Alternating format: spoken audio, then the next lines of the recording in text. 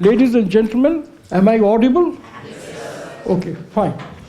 Let me first of all wish you all the very best in your great endeavors. I admire your courage and determination. Let me also wish you Merry Christmas and a very Happy New Year. Thank you. See, we'll be discussing today how to go about case studies. You see, part B of the UPSC exam paper deals with case studies. Essentially, this is to see whether you have absorbed, understood, grasped the theories of ethics, and you are in a position to apply to practical situations. It's not an easy job, because I find from last year's papers that the pretty complex situations are presented in the form of questions. But before I do so, I take the liberty of telling you certain fundamentals. Please bear with me. The first is, what you are really trying to get into is what Kishore Mahbubani called the elite cadres of the civil service. See, civil service is a structured kind of a organization. What you are trying to do is to get into the top slot, the elite cadres. They have a special responsibility as distinct from civil servants of other categories. Okay? What exactly is that? Is you must understand and appreciate. Because your values, personal, professional, or whatever, are shaped, determined, conditioned by the cadre to which you might be joining. Okay? So there is a fine definition of civil service given by the OECD, Organization of European Cooperation and Development, which some of you might have seen. But before that, let me tell you one thing. When I asked some of the candidates in mock interview for the UPSC, Mr. So-and-so, why would you like to join the civil service? I often get an answer, sir, I'd like to devote my life to serve the cause of the poor and the downtrodden and the disadvantaged.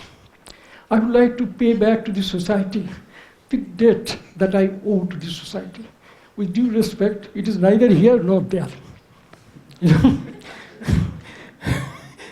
It's neither here nor there. Let me tell you from my experience of over 40 years, civil service is primarily the executive agency of the government in a democracy for law enforcement. Please remember. And for delivery of certain services, development services, etc. These are the basic functions. What exactly do you mean by law enforcement? It means you have to exercise power over other fellow citizens. It's not a very pleasant thing, isn't it? It can't be pleasant. If you are having a Mercedes car and moving around without paying income tax, and if ITO serves a notice to explain why he should not be called upon to pay taxes, the person who gets the notice will not be particularly happy, because this will mean examination of his assets, and more importantly, how these assets are acquired, and whether in the years when these assets are acquired, taxes will be due or not. Therefore, there is a question, a possibility of being asked to pay the arrears also, and with interest, a small amount. So this might not please anybody. So the point is, law enforcement means enforcing laws in the society to regulate. And therefore, exercise of powers over others requires a certain character, certain qualities, certain attitudes. You call it aptitude, you call it whatever. Now, these are shaped by values, which you have, I'm sure you have read. Therefore, ethics is relevant only primarily for this purpose. Now, it is not relevant for people who are in the private sector. Why? You might be earning crores of rupees as compensation, but the chief executive of a private entity doesn't have any power to exercise over other citizens. That's what makes civil service totally different from other professions. Second point, which is also equally important, is that you should be aware of the definition of civil service. Please go through Oxford Dictionary. How many of you possess dictionary? Good. I'm very happy there has been a lot of improvement over the last year. Please see the definition of civil service. It is all non-military and non-judicial posts borne in the budget and in its civil side. The budget has a civil budget. So all posts, right from peon up to cabinet secretary, would come within the definition of civil service. Okay. Having said this, let us look at this definition of OECD.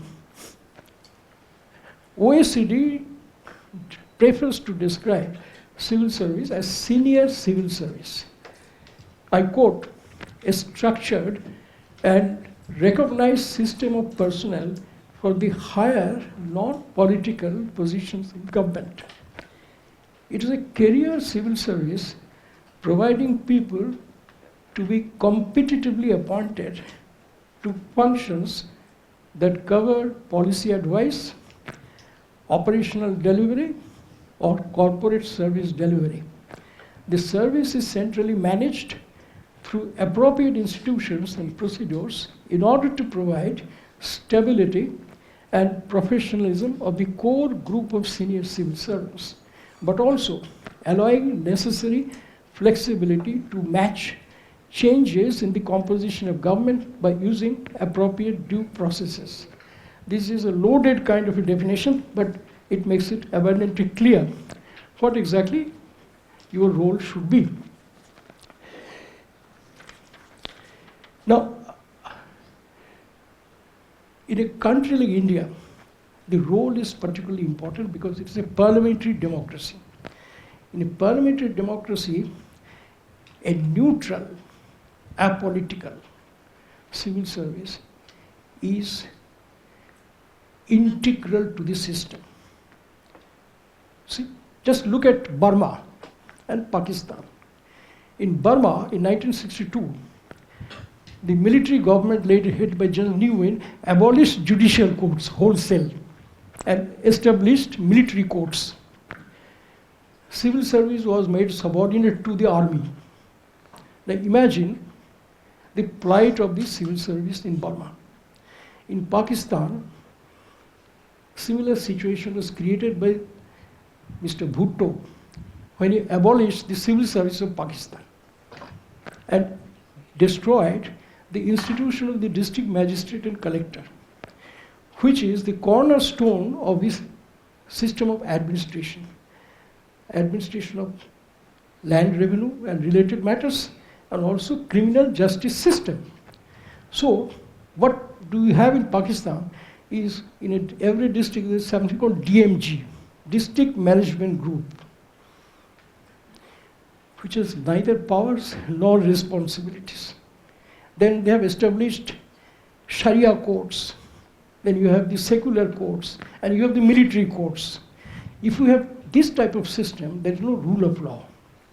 Okay? You cannot have rule of law.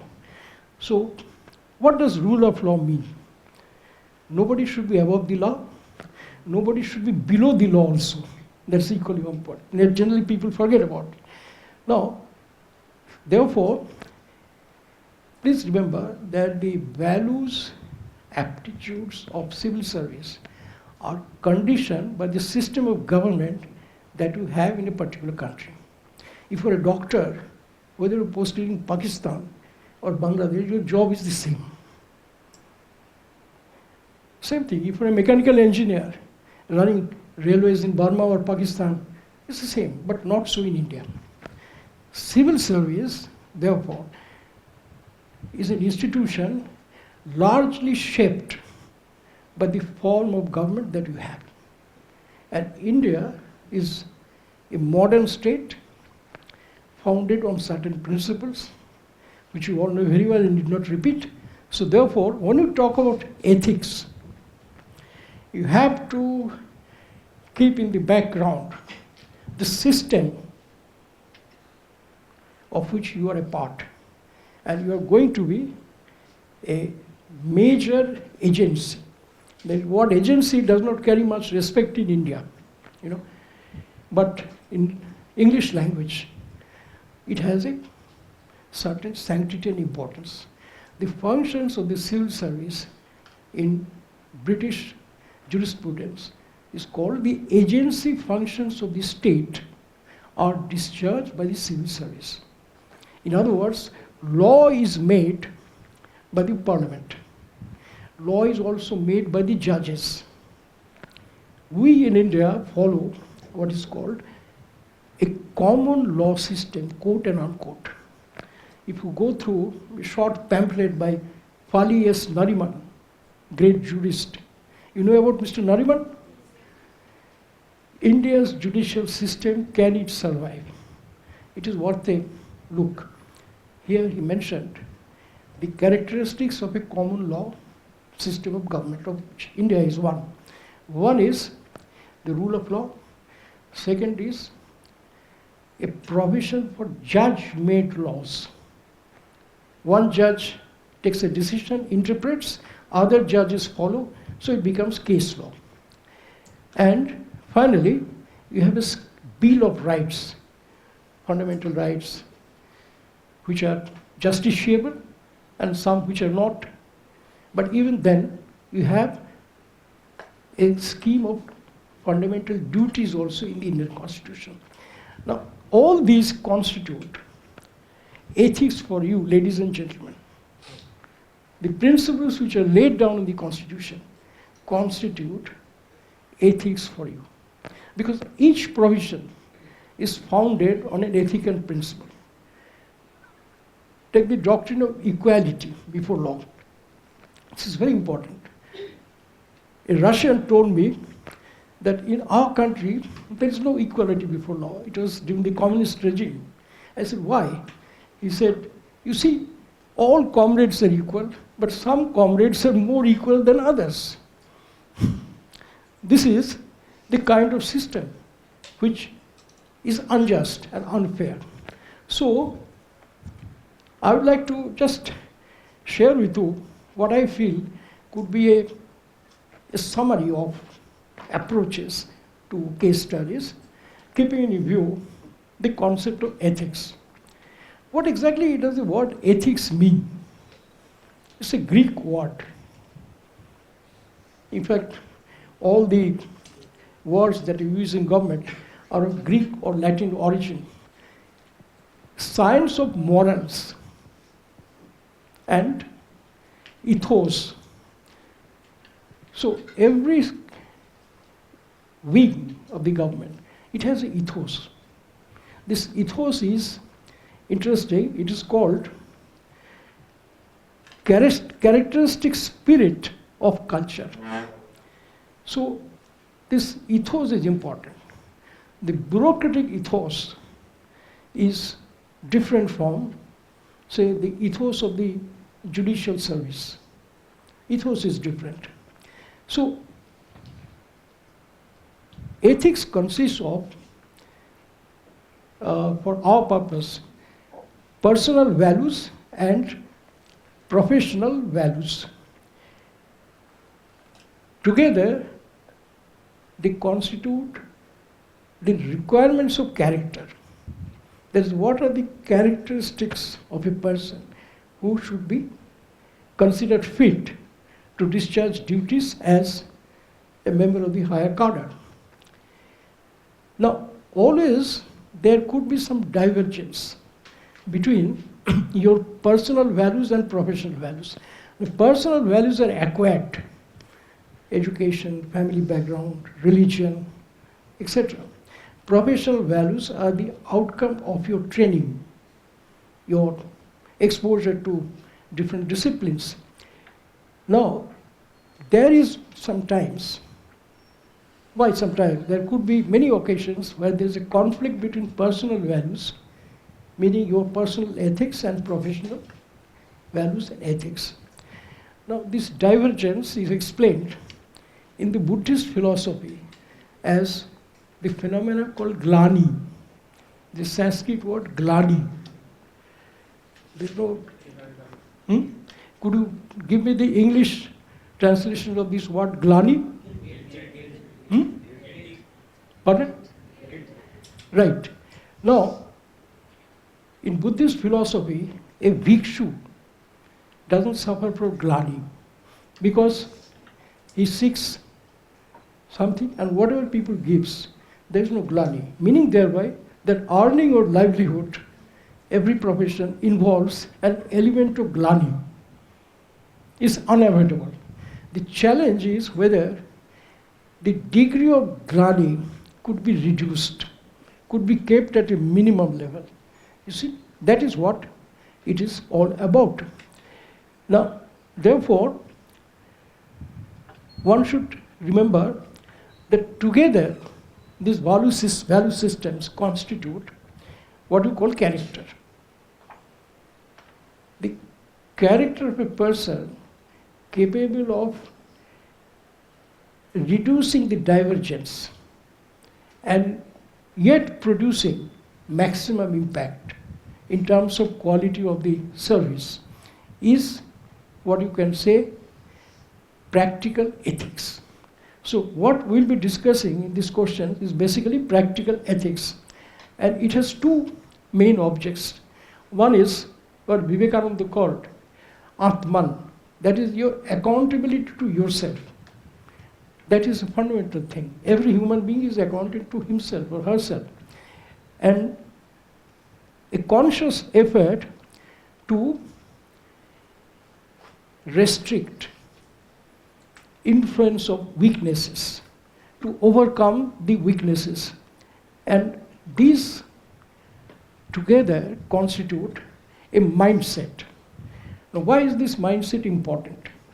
Because this mindset alone can prepare you for delivery of justice.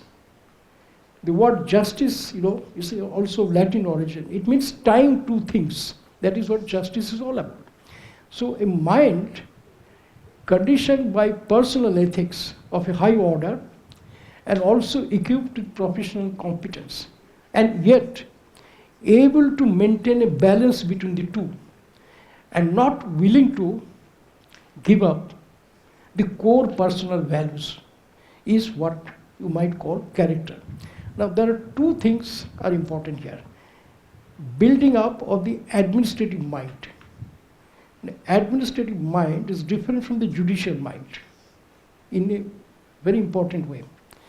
The administrative mind means you should be able to take a decision promptly without having to go through a process. Sometimes the judges have the luxury of listening to both the parties, and the lawyers go back to their home and issue orders. The administrative mind also must be characterized by a firm conviction of the idea of justice. You read John Rawls' theory of justice. So, delivery of justice is also part of the building up of the administrative mind. So, creation of an administrative mind is essential for delivery of what is called administrative justice. I hope this point is very clear to you. The administrative justice delivery is the task of the civil service. I give one small example. Under Motor Vehicles Act, which is an administrative law, you have the power to issue license to a person to drive in Delhi. There are rules, there are systems in force that a person has to obtain a learner's license, then he has to appear for a test, and then he will be entitled to regular license. Now see, justice here means adherence to the public interest. Now what does public interest and justice have to do with license? Suppose a person who fails to qualify in the test, but he is son of an influential person, and he gives you a ring, say वो बच्चा है अभी सीख लेंगे, ऐसा कोई बात नहीं, 2 दिन के बाद थोड़ा प्रैक्टिस हो जाएगा, इसको अभी तो दीजिए ना. If you succumb to this pressure, it is unethical, it is irregular, it is violative of the procedure, and above all, you are endangering public safety. If this character gets into an accident, you will be morally responsible for doing harm to the cause of public safety and environment. Therefore, what I'm trying to say is the administrative mind must be characterized by a broad and clear understanding of the idea of justice, founded on law, and the more important thing here is the sanctity of procedural rights. Here, there is a violation of the procedure because you didn't ask him to appear for another test. Suppose you come after 6 months, after 2 months, appear for test again. If you qualify, fine, I'll give you this. But if a procedure is violated, 2 things happen. It is unjust for the public, unfair to the public, to allow a person who is not fully able to drive his blessed cars.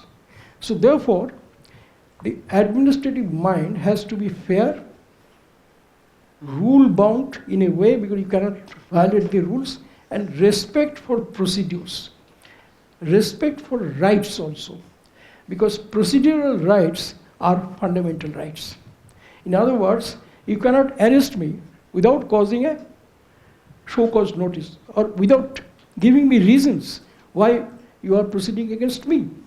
So this has an ethical content in it. Okay, now, so we come to 3 stages that the administrative mind is a complex mind. It is not a simple mind. ये सादा सीधा आदमी का काम नहीं है. If you are सादा सीधा, what the people will say? ये बेचारा ऐसा ही बन गया. Now, would you like to be a बेचारा? No. Nobody would like to be a बेचारा. So therefore, knowledge is strength, and idea of administrative justice is bounded on professional competence. But it has also, what you must always remember, it has to contain an element of judicial mind also. Why? Because you are not the final arbiter of any matter. Whatever orders you pass will be subject to appeal, revision, scrutiny by your superiors, administrative, and sometimes it might go to the court also. Also, when your mind is clear, you will be able to issue orders in a cogent, logical manner. These orders are called speaking orders. So when you answer a question in the case studies, please remember you are actually delivering a speaking order. The answers are in the nature of a speaking order. The speaking order should be clear, logical, and convincing, founded on reason, justice, fair play, impartiality, or whatever you have learned, right? So finally, the most important thing is that you would not like to be told later by the appellate authority superior to you that the learned SDO did not apply his mind. Because you are not the last authority. So once it goes to appeal, you should be very careful that you will not write anything which might be adversely commented upon. Okay. Therefore, one has to be extremely careful. Now, once you develop this kind of capability, you have to look at the questions, the nuts and bolts of the matter. Now, what exactly is the purpose of setting these questions? And how do you go about it? There are basically, ladies and gentlemen, three things. First, when you get this question, read it very carefully. First requirement is appreciation of facts. Appreciation of facts. In that particular paragraph or whatever, underline the facts in issue. In the legal language, we call it facts in issue, which means appreciation of facts in issue of a matter. Second is appreciation of law and policy. What exactly is the policy involved in this particular matter? Is it a poverty alleviation program? Or is it social justice policy? Whatever. Third point is identify the issues relating to justice. In every question, there will be the issue of justice. And fourth, identify the issues of public interest. These four. And on this basis, you come to your conclusion. Okay? So,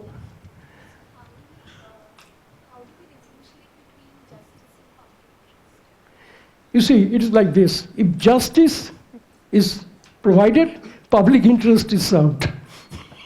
It's very simple. Injustice cannot be in the interest of public. Can it be? No. So there is what you call a logic. This is the kind of philosophy that Hegel in his dialectics laid down. That this is the way you should argue. That delivery of justice is in the public interest. So if you develop this kind of a structure, armed with this, what we are now going to do, Saurabh, we now go into these specific questions. If you have any doubt on whatever I said, please tell me before we move on to individual questions, where basically we'd like to apply the concepts that we have discussed. Okay? Any question, any doubt? Sir, there could be a situation when justice comes in conflict with public interest, like suppose the company is producing something and it is not reducing cost, and a judgment has come in the company's favor that it should not reduce its cost. So although it is justice for the company, but it is against the public interest because they are not able to afford that product. You see, in these cases, please go through the judgment of the National Green Tribunal. In several cases, Green Tribunal held that public interest, public health, must prevail because right to life is a fundamental right of the Constitution, isn't it? Of citizens. And right to life includes right to clean air, clean water, and whatever. So the task of the civil service is to ensure that the gap is bridged, and if not, narrowed down. And then gradually the gap is removed. You see, you cannot achieve Ram Rajya in one day. It's not possible. But one must have a mental kind of a framework of being willing to move to that in phases, in steps. But a mindset that justifies it is wrong. And that is opposed to civil service ethics, law, and whatever you have. Right? Okay. Any question? Any doubt? Good. Shall we go over to the questions? Let's start with the first question. Okay. So, even if you read the first question, stand it.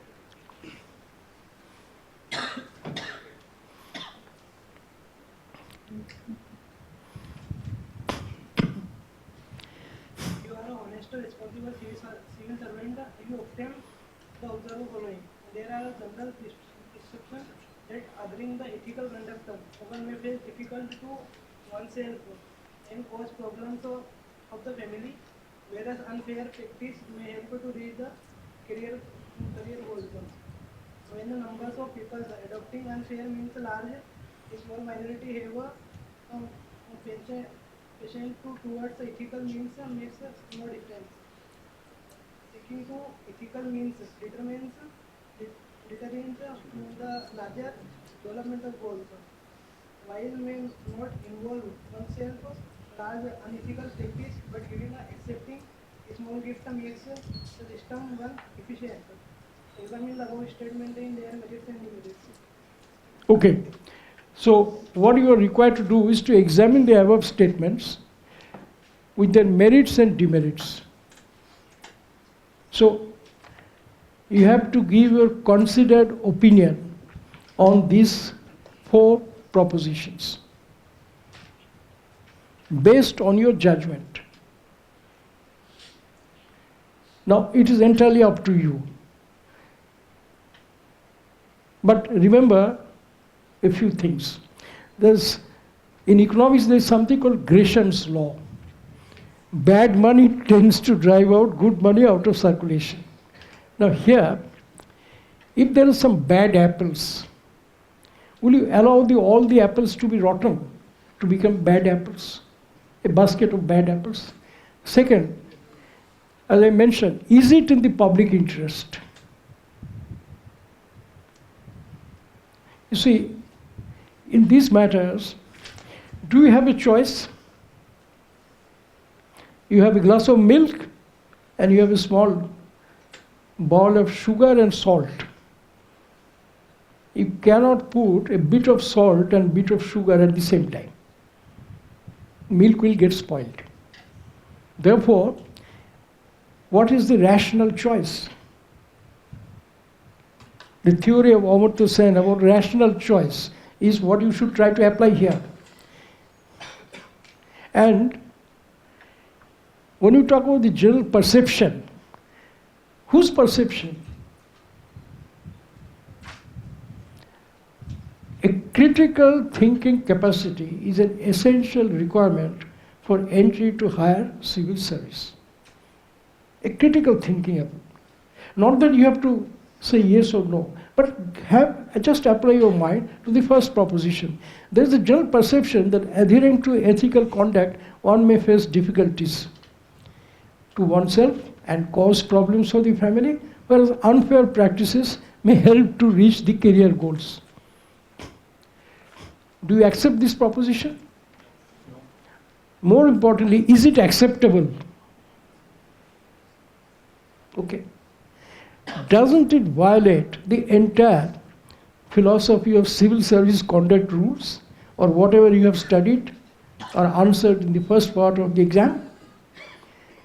In that case, you should give your honest opinion on this. Can you run a society where compromise is the rule of the day? Is it possible? And if you begin compromise at one point, where will it end?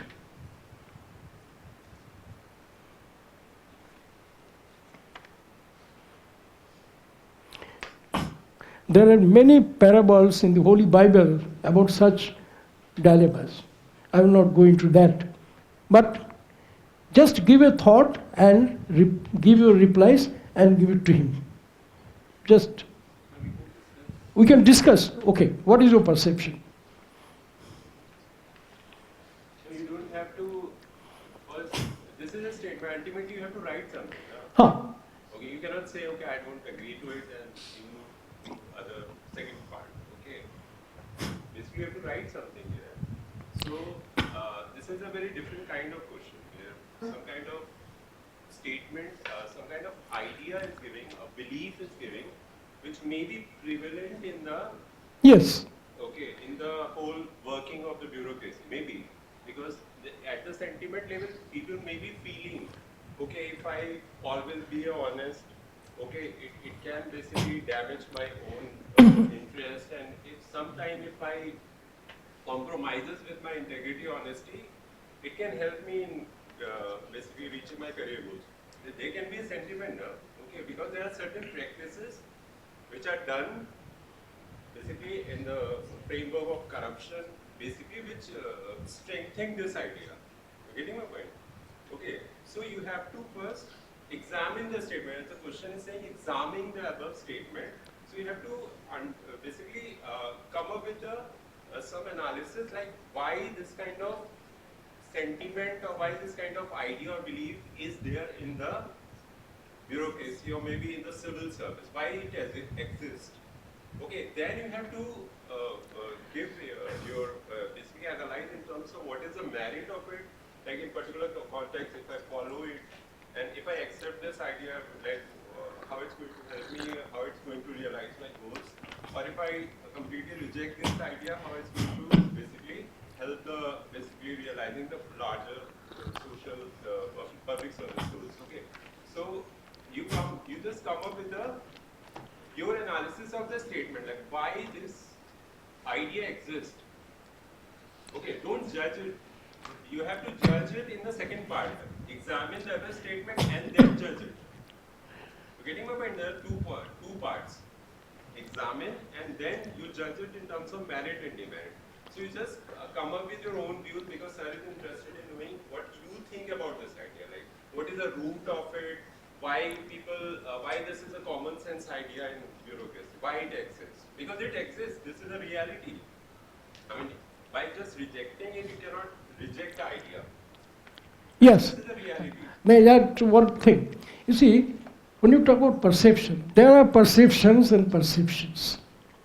A former Chief Minister of Madhya Pradesh made one statement in a public meeting, which stuck in my mind for a long time. He said, and I quote, that he spoke in Hindi, I am trying to translate it. In this country, the number of good people are always more than the number of bad people, unquote.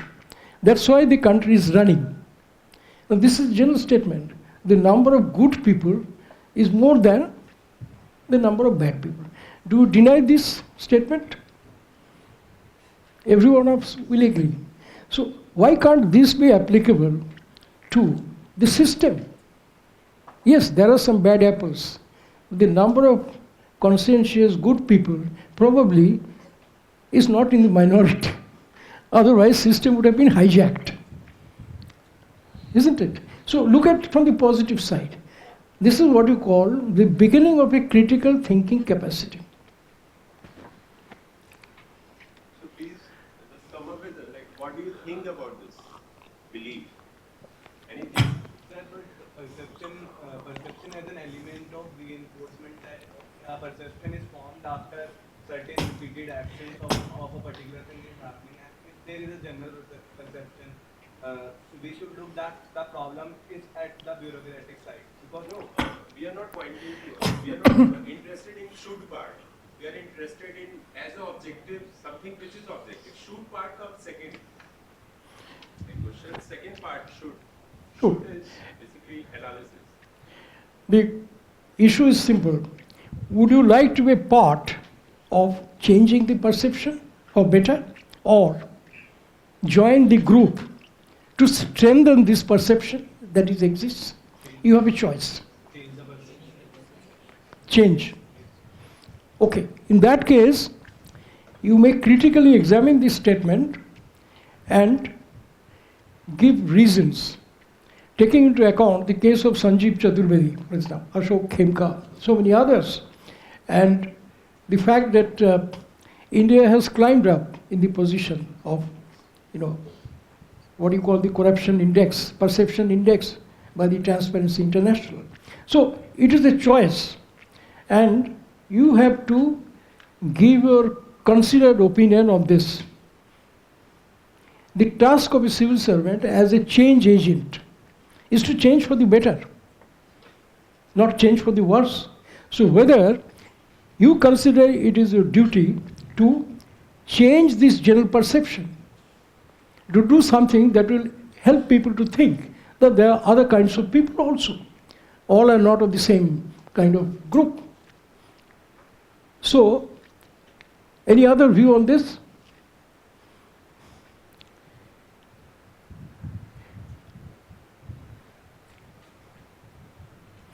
The first approach is what is beautifully explained in Hindi as chalta hai. This sums up, chalta hai. That is, let it go on, I am not going to do anything. I become a part of the circus. Fine. But this is not what ethics would be all about. Then why did you study ethics at all? There's no need. Everything can be forgotten, thrown into the waste paper basket. So, keeping this reality in view and the alternatives. Critical thinking means examining the proposition and consider the alternatives and choose an alternative. That's what you call a rational choice exercise. Okay? Would you like to add something, Saurabh? We were interested in knowing your thought about what do you think about the statement. What is a merit and demerit? Like sir has explained that how one should approach. Like approach should be like what stand you can take. Stand means what merit you are giving, what demerit you are giving. That is a stand now. If you are telling that these are the demerits, basically you are taking stand. Okay? If this belief or this statement is something which is not acceptable, if it has more demerits than merits. Okay? So this could be the approach. But the point of discussion is also to know your thoughts. So if as a civil servant anyone is adhering to the ethical conduct and facing difficulties and then thinking that this is a general perception, then it is actually the weakness of his own character which is making him to feel like that this is a general perception. First thing is that he should not ever feel that this is a general perception because it is not. It is all about his own perception which he needs to change and which he needs to bring in about his circle. That this is not the general perception and if it is prevailing, it is needed to be changed. Right, very important point. I mean, Very important, yes. Like, this is also why you are believing that it's a general perception. I mean, it cannot be a part of your perception. What he's trying to say is very valid point that you being honest and you being basically following certain ethical norms, you cannot believe in this statement. Okay, so that can be a way of approaching this particular statement. There has to be an element of dynamic relation in the values of the bureaucratic class, which would lead to a change in the perception of the class to the general public. You see, human beings are not rational or scientific in outlook. This statement is not based on any statistical evidence or any information. If you look at the total size of the civil service in this country and the number of persons who have been deviating, I would say, now from this path may not be so high. So this itself is a irrational kind of a proposition. You see? So every sentence is to be questioned. Now, this impression is not fact. That's the English word impressionistic. That your views are impressionistic. Meaning what? Meaning that your views are not based on any serious study or consideration of facts. So impression has the danger of becoming impressionistic, which cannot be the basis for a decision or a choice. Okay? And this applies to all the other three questions. If there is a choice, if you make a deliberate, unethical choice, you are betraying the public trust.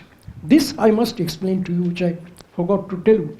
You see, one of the major features of the parliamentary system of government that we have, the British model, is that laws made by the parliament or judgment laws are to be executed, enforced by the civil servants who are designated, what you call designated authorities, by exercise of their own rights.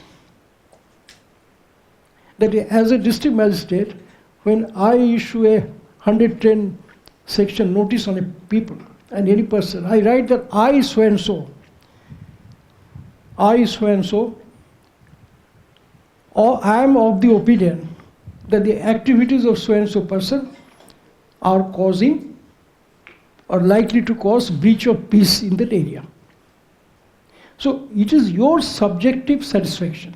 Likewise, every statute confers powers on the designated officials, civil servants, to be exercised by them in their own personal rights.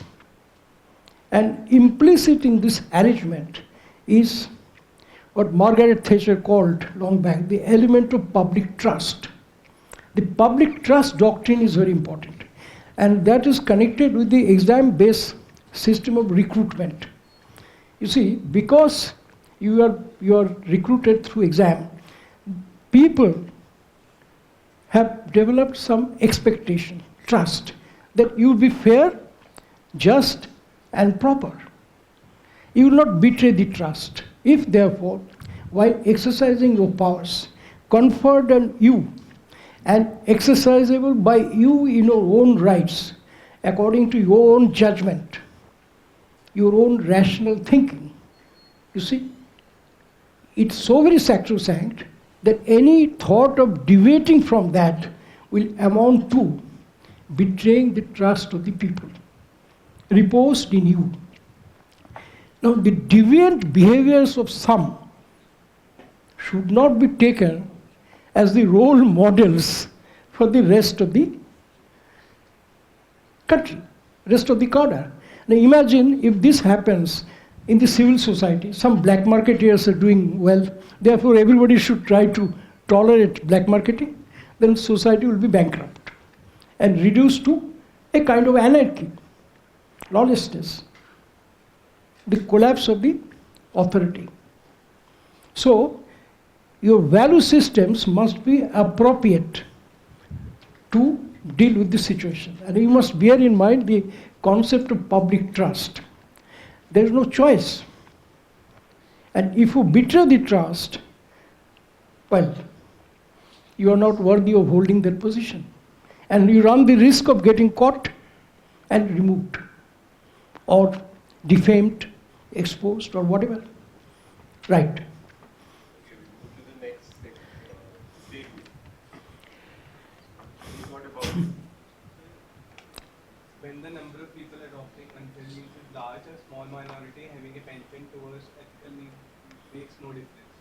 In the sense that suppose for take a situation where most of the people are involved.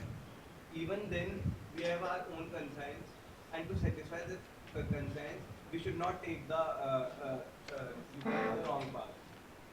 And even and the change has to come from the system only. So even a journey of 1,000 miles starts with a small step. So we have to stick to our values and be the change agent. Sir, if we read about the statement correctly signifies the present state of our country and all over the world. Because if we see in our history, it's only the few people who have made the changes, not the person who always run with the majority. If we see the Nelson Mandela, Mahatma Gandhi, they were the persons who chose their ethical values. And because of the conviction in their ethical values, they were able to mass collect everybody toward their movement. So to bring the change, we need to think differently rather than be along with the mass. Yes.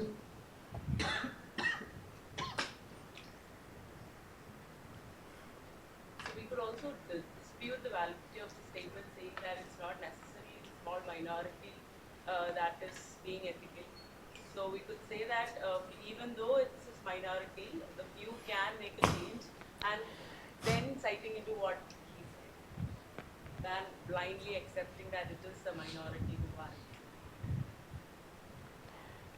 One point, a rational man or woman should not go by impressionistic views and ideas. You should question every perception and every general statement.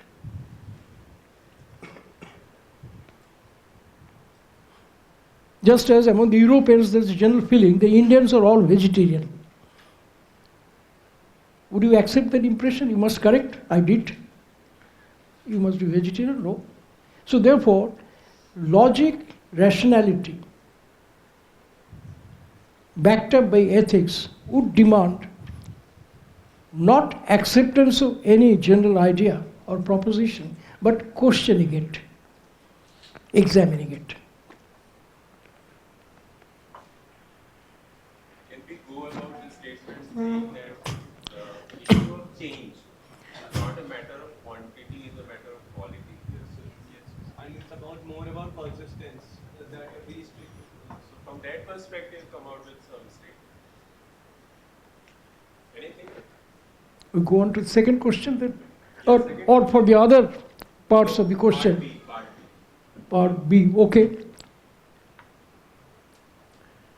Anything, whatever comes to your mind. Like she said, very valid point. Okay, we can refute the statement. So that statement is not Yes. acceptable. So something like this. Sir, sticking to ethical means detrimental to larger developmental goals. This So we are statement talking about second class. B. Oh. Anything? This small minority can be motivate all the peoples to go through the ethical means. Exactly. Encourage them. And maybe a wrong perception that small minorities are only following the ethical means. So by thinking that we cannot stick to the unethical path and we can be a change. Good. Okay, we move on to C. This is interesting. Sticking to ethical means is detrimental to the larger development goals. And you see, there are loaded words. One is sticking to the ethical means. Second is detrimental. Third is development goals. It suggests that the achievement of development goals requires adoption of unethical practice. It is absolutely wrong. It makes no sense at all. And then you should question, what exactly do you mean by development goals? the development here has been narrowly interpreted only in the terms of economics, rather than the development of the society with relation to the ethics, morals, and values has not been rated because the society cannot rely on unethical means. Okay, I could, work it out in a different way. You see, adoption of our socially unethical and unjust practices leads to inequality of income, as it happened in India. One person owning 58% of the total wealth of this country. Contrary, if you adopt ethical principles of governance, inequality might be reduced. Tax the rich heavily. Our economic survey is talking about the universal basic income. When everything failed, you talk about universal basic income. So every sentence here is to be questioned. And what kind of development goals could you have which are founded on unethical principles? Are these goals really worth pursuing? These are the questions which sensible citizens must ask.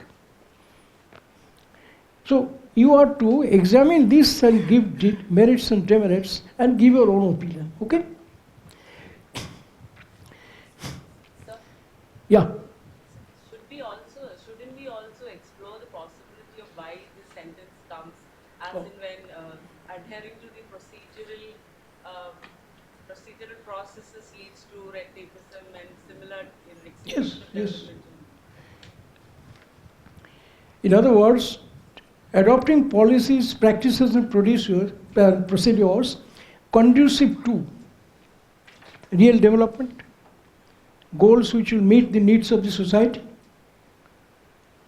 Okay? So this is a controversial statement. You need to examine it and give your views. D. Saurabh, should we go to D now or C? Just want to add something. Hmm. What one point he raised that we perceive development in a very narrow way, like as the economic growth. economic growth is equal to development growth. So basically this statement pertains to this idea, okay, that economic growth is basically you are free from any values. Economic growth is basically a quantitative thing, no? So there is no space for values. So there can be a development goals without considering the ethical norms or ethical means. Okay, so this could be one point, and another point she raises, like, okay, this whole idea of efficiency, okay, which basically pervades the development, the whole development system, okay, how development should take place, in what ways it should happen, different institutional means. So efficiency is a very, very dominant idea, okay, like whole digital thing is happening just is motivated more by efficiency, value of efficiency. Okay, so that can also be a, and you also find that in generally what happens that efficiency becomes more important value rather than other values, which are basically the important, the means. Okay, means not important, end becomes important. What is the end? Economic growth, GDP, high percentage. Okay, so in that way, we can also question the statement. Okay, the whole idea of development we can question, like in a way by how it is narrowly conceived, and also how the whole methodology of getting the development, fulfilling the development goals, guided by the idea of value of efficiency mainly, can be one of very detrimental to our ethical ways of life. Okay, now you have to consider your own definition of development. Amartya Sen defines development as freedom and expansion of, quote and unquote, capability enhancement activities. Human capability enhancement activities. That is what development is all about. Now, can human capability advancement be possible by adoption of unethical means? Because unethical means would mean deprivation of some, many, deprivation of the many, and benefits to few and small. That is one kind of definition. And inequality, injustice, create what he calls, quote and unquote, unfreedoms.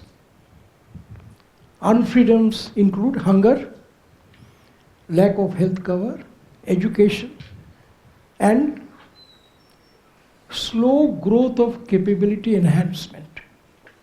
Is that development? No. Therefore, there is no relationship between, there is no positive relationship between unethical practice and development. It's a contradiction in terms. Real development cannot be done when the society adopts unethical practices. Look at China. From communism, it had become the most unequal country. Inequality of income, deprivation of the masses. So, I would say that communism is like a jersey that a football player wears. It's a mechanism in China to acquire power and stick to it. But development goals that China initially laid down for the people have not been realized. They created a highly unequal, unjust, unfair society. So there cannot be any appropriate development goals, cannot be any realization of development goals through unethical means. It is one of the lessons of history. So it is up to you. And there can be no practical, experience. You cannot cite an example of development having been achieved through unethical practices. Right?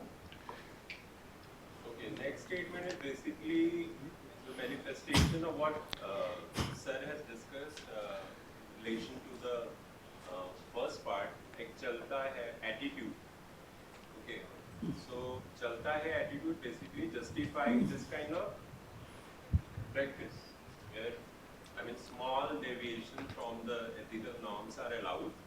Okay, you cannot be a big basically you cannot do big compromises, but small is acceptable क्योंकि चलता है. Okay, then what is that chalta hai is basically a logic of the system. Okay, without that practice, like in lower judiciary we find that without, if you are not going to grease the palm of a small official, your file is not going to work as a lubrication. Okay, so you need lubrication. So that is a cash or maybe some kind. So that system of that whole logic of system, small things gives. Diwali में gift दे दिया, है ना, अपने senior को या कोई काम कराना है किसी को गिफ्ट दे दिया, तो ये तो होता ही है ना. It's a very prevalent practice. So this statement basically point out towards that whole attitude of चलता है, and at the same time reality that these small practices become a small compromises is a part of the system. Okay, so in that perspective, just explain like what you think about. Then sir will explain.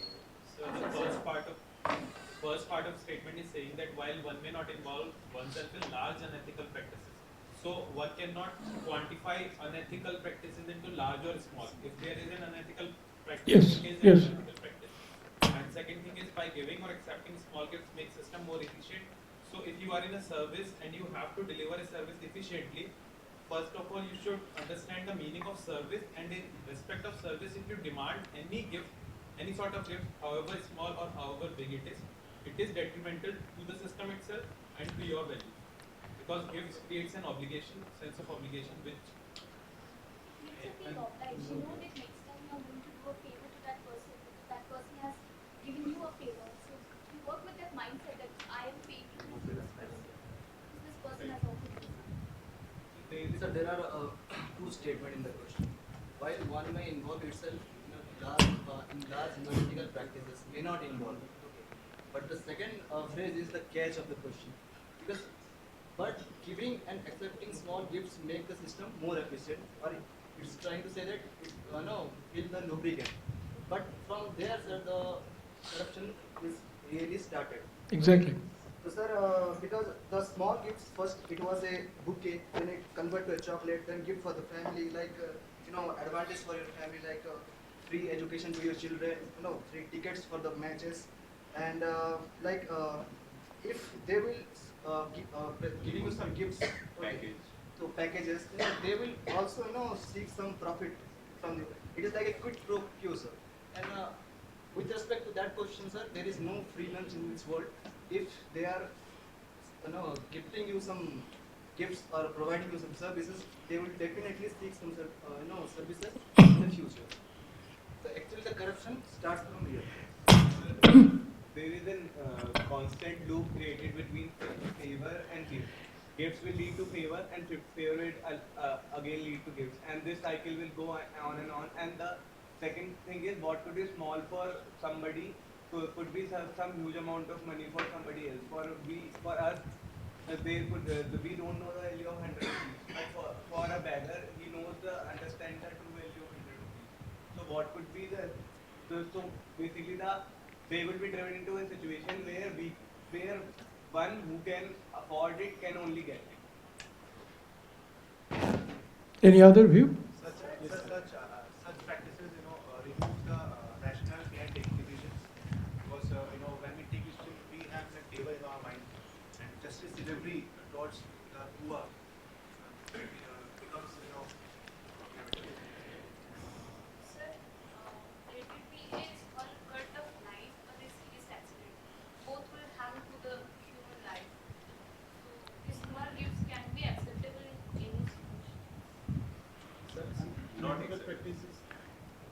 But here human life is not at stake. No, it's like if we compare it with the system, then let it be small or big gift, both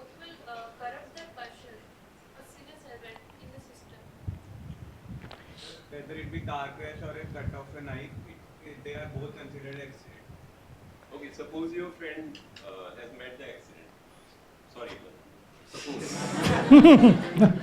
Suppose, and you go to a local hospital, and doctor says, okay, I am busy, I cannot basically attend this accident victim, and there's a need for saving life. What do you do? Sir, in that case, what is more important? It is there are two values in conflict. Whether it is whether to be you can say corruption free, or whether to save the life. Then what you will do? Humanity. So their more important is humanity. First, I will do whatever I can to save his life. Then after this, I will take the step so that nobody else fall in this situation again. So in that sense, small give and take can happen. You just go for it. No, sir. It's not an issue. Why? If you have to bribe to your doctor to attend the basically injured friend, you will leave. But you can give the bribe, sir, but the Bribe is bribe, whether it's small or large. And otherwise, if we will not establish and the officers like Ashok Income will exploit again and again, and no one will raise the voice in favor of it. Suppose, sir, you get the bribe to the doctor to attend your friend first. So you have the ability, you have the money to give the bribe to the doctor. But the other part of the society, the weaker part of the society, they cannot afford to give. No, that is not the concern. I want to save the life of my friend. But, I am not concerned about society. sir, My friend is a symbol of sir, you society. cannot do an ethical war. No, it's not about cannot. What you will do. If he is, I mean, he is injured, Sir, he is on the bed. On Save his life. on moral ground, I will convince the doctor that No, he is not convincing. then he What is the will follow the code of conduct and I will follow the code of Saurabh, can I intervene? I think we're deviating from the main thrust of the question. Is there a relationship between delivery and acceptance of small gifts and efficiency of the system? That is the issue. Because you have to examine the statement and give merits and demerits. So that is the issue on which you have to apply your mind. Basically, it is believed that small gifts make the system more efficient because in the system there is excessive paperwork and red tapeism. So, because of red tapeism, the procedure takes so long time to be completed. So, people think in order to get their work done in short period of time, they may give some gifts or a bribe or these kinds of things. If you check the Lok Sabha Secretariat website, there are certain papers for amendments to the Prevention of Corruption Act 1948. It had not been made into a law. There is a definition of undue advantage. Undue advantage is a corrupt practice. It is bribe. The size of the amount is not important and therefore punishable under the Prevention of Corruption Act. Please go through. It is important for your examination also. You should be familiar with the amendments which have been tabled and recommended by the parliamentary committee. A parliamentary committee was appointed to look into the proposed amendments to the Prevention of Corruption Act, in which all these have been defined. But the core issue is whether there is any relationship. If there is a relationship, it speaks rather it speaks, what should I say, of a poor state of affairs. Now this reminds me of an anecdote recorded, which I would like to share with you. I'm sure you'll enjoy it. You see, in the year 1804, Holkar was defeated and the British came to Delhi. A number of Bengal civilians, John Strachey was one of them, who came from Calcutta and was posted in Delhi. He recorded 5 principles, something like Panchshila, which he found were driving the Mughal Darbar and the administrative culture of northern India in a most delightful manner. Strachey, Robertson, and Hodges, three of them, they found it fascinating. They recorded the 5 principles. First principle is Khusamat, flattery. Flattery has been, or rather had been institutionalized. हुजूर, आपका ज़माने में भले से बुरा कुछ हो सकता है? सब खुश है साहब, आपका दुआ. This is Khusamat. Second principle was Suparish, recommendation. A Persian word which means recommendation. ये मेरा रिश्तेदार है, अच्छा आदमी है, इनको कुछ कीजिएगा. Khusamat and Suparish were the cardinal principles of dealing with the government officials. Third is Nazrana. Nazrana, खाली हाथ पे नहीं जा सकते. So therefore this comes under this definition. And Hodges added one, Bakshish. Bakshish must be given to all and sundry down the way, right from entry of Red Fort, right up to Badshah's, throne. And the last point is very important. Chugli means intrigue. There is always an intrigue in the court.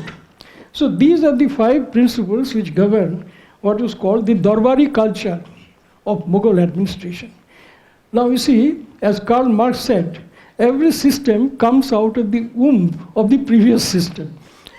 So therefore, Indian system of administration, which had emerged from the Mughal system, might have inherited some of the characteristics. But the task of modern state is to ensure that these weaknesses are reduced, avoided, curtailed, and new values imbibed, in line with the philosophy of a modern state. Therefore, compromise is what ultimately may wreck the whole system. Okay? Go to the second. Read over. Second question. Okay.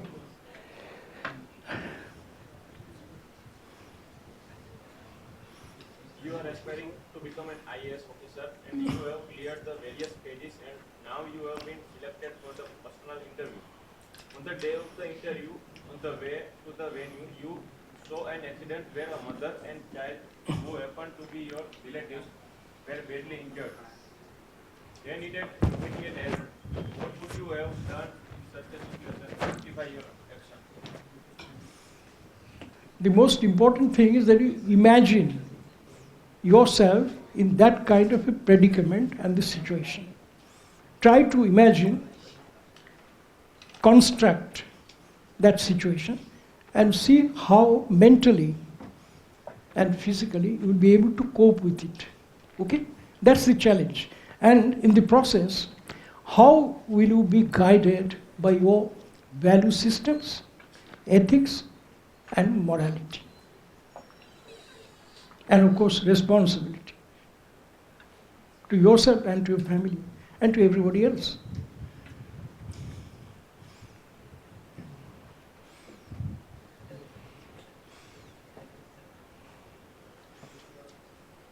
Okay, anyone?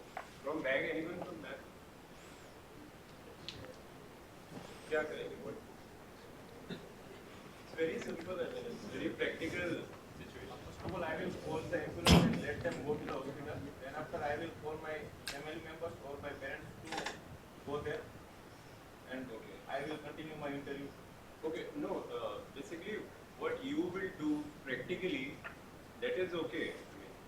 But why you will do it, that is more important. Like if you call the ambulance and you go for your interview, that is okay. But why you are going to, how you are justifying this basically step, that is more important. So explain the basically your justification. Life of a person is a responsible citizen. It is my duty to help a woman with child and as well as they are my relatives. So my responsibility is even more towards them. So I will help them and even simultaneously my interview is very important for my personal career. So I cannot miss it. So I will. So you go both ways. पीछे से कोई कोई क्यों नहीं बात margins में है तो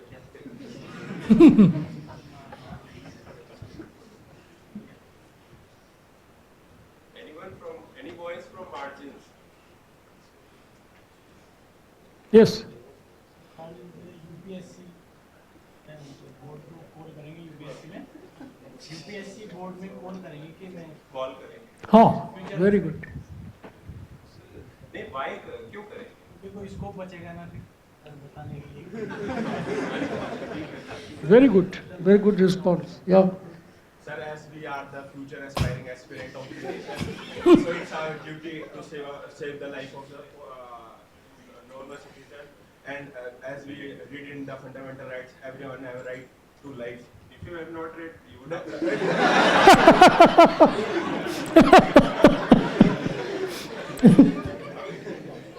Sir, you have your own reason yeah okay that is fine what do you do sir, yeah, I will help them. I will call the ambulance and tell them to reach the nearby hospital, and then I will call the UPS. why you are assuming that ambulance is present it will come I will on go time. with them. If I will go by the cab. okay anything else Like, it would be my personal interest. Like, being a human, my first priority would be to let the person know they would be my interview. I will give it importance. I call the UPSC department for the same and take care of the incident which is going on and inform the parents also about the same which is happening and take them to the nearby hospital. Like, I take care of the moral activities first. Like, it's my being a human. I would help the injured person. okay this would be a way Sir, it doesn't matter either they are my relatives. सुनिए Sir, it doesn't matter either they are my relatives or not. Doesn't matter. It doesn't matter either they are my relatives. But But I it will matters do my duty. Sorry. it matters because No, one of my fellow mates said that because they are my relative, then my responsibility will enhance it. But it doesn't matter they are my relative or not. I will do my duty as this is a case of life and death, and only life and death can be the life and death and nothing else. And if I am capable okay to crack any exam, like civil service is one of the most toughest exam in India. Okay. If I have the courage to defeat that examination, then I can defeat any other if examination. you were 32 years old Valid question. Very valid question. So you are saying that this is my last attempt, right? But that may be their last attempt also. As I mentioned that only life and death can be life and death. Okay. No examination is bigger than life and okay death. so that's a very good explanation that life as a value is most important Life of humanity is more important, even if it is my last attempt. The point of joining civil service is to dedicate myself to public service. And if I have been given the to serve the public service and fulfill my duty, I would first fulfill that now.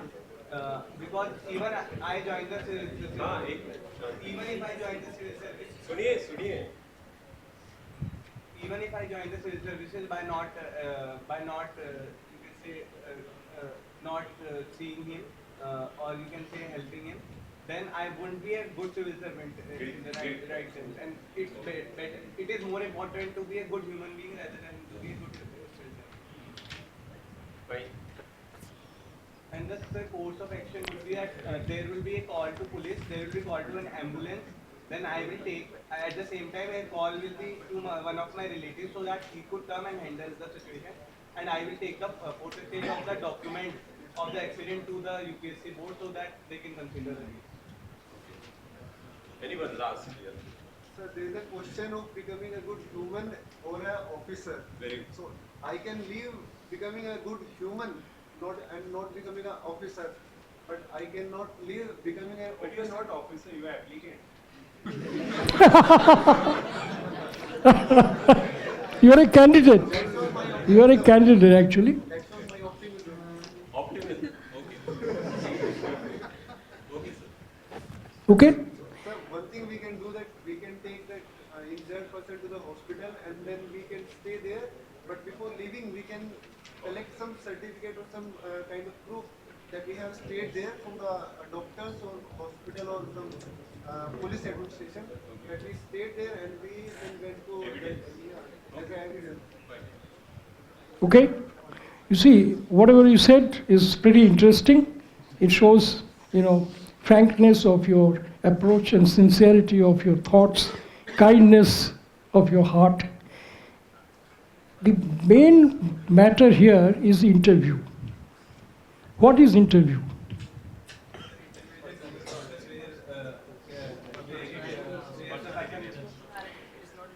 It is not?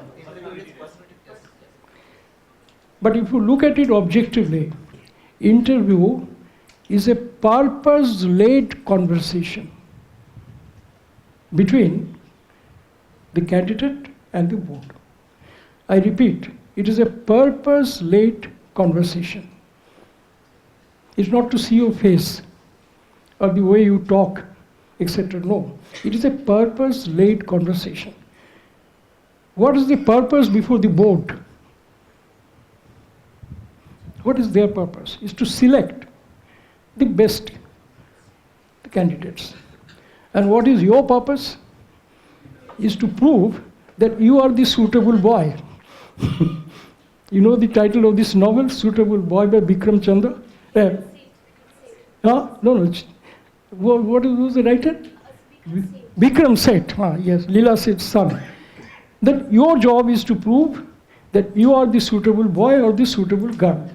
You are the most intelligent, you are the best. That is your job. That is your purpose. Okay? Point is whether you will be in that state of mind. You will be in that shape of your mind and your body after you have exposed yourself to an unforeseen situation of having to see before your eyes your very close relatives meeting a serious accident, which might even threaten their lives. Now, what exactly is the relationship between a relative and a person? Looking from psychological point of view, it is a bundle of emotions. My maternal uncle, my auntie, my this or that, etc. This exposure to this kind of an accident creates a mental imbalance. If it doesn't, then something wrong with that fellow. He should be sent to a mental asylum immediately for treatment. You see, my question will be, thought that I would like to leave with you is that whether, whatever you have to do, calling the police, ambulance or whatever, whether you will be in a right state of mind and body to appear before the interview board, to enter into, to participate in a purpose-led conversation where your object is to present yourself as the most suitable candidate. If you have that kind of capacity, I will bow before you, but think over. And what are the other alternatives? Heaven is not going to fall. And these days, thanks to mobile phone and all that, you have means to communicate and also to produce evidence later. Why? In the interest of justice and fair pay, you should be called upon to appear before the board somewhat later. Look at from this practical angle. Will you be able to appear? If you are dressed in a suit, you will be sweating. Your mind will be upset. All your thoughts in the morning which you have gathered would be lost sight of. That's the point.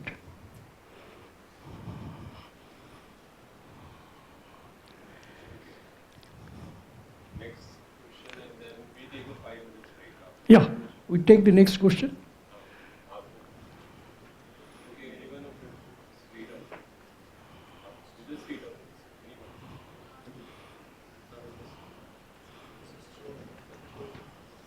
Third question. That is, you are the head of the. Not the head of the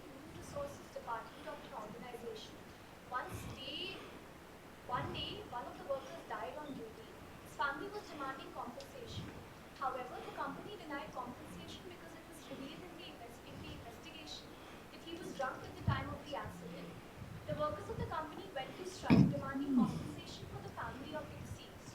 The chairman of the management board has asked for your recommendation. What recommendation would you provide for the management? Discuss the merits of each of the recommendations. Okay. I would suggest, ladies and gentlemen, first, appreciation of facts, appreciation of law and policy. Third, identify the elements of justice, fair play, which are involved in this particular matter. And finally, you indicate your choice. Okay?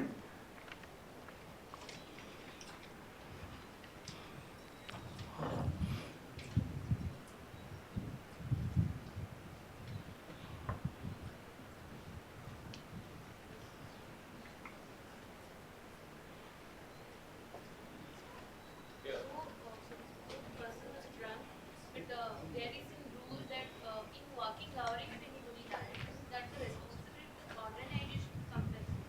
So I would suggest to compensate family.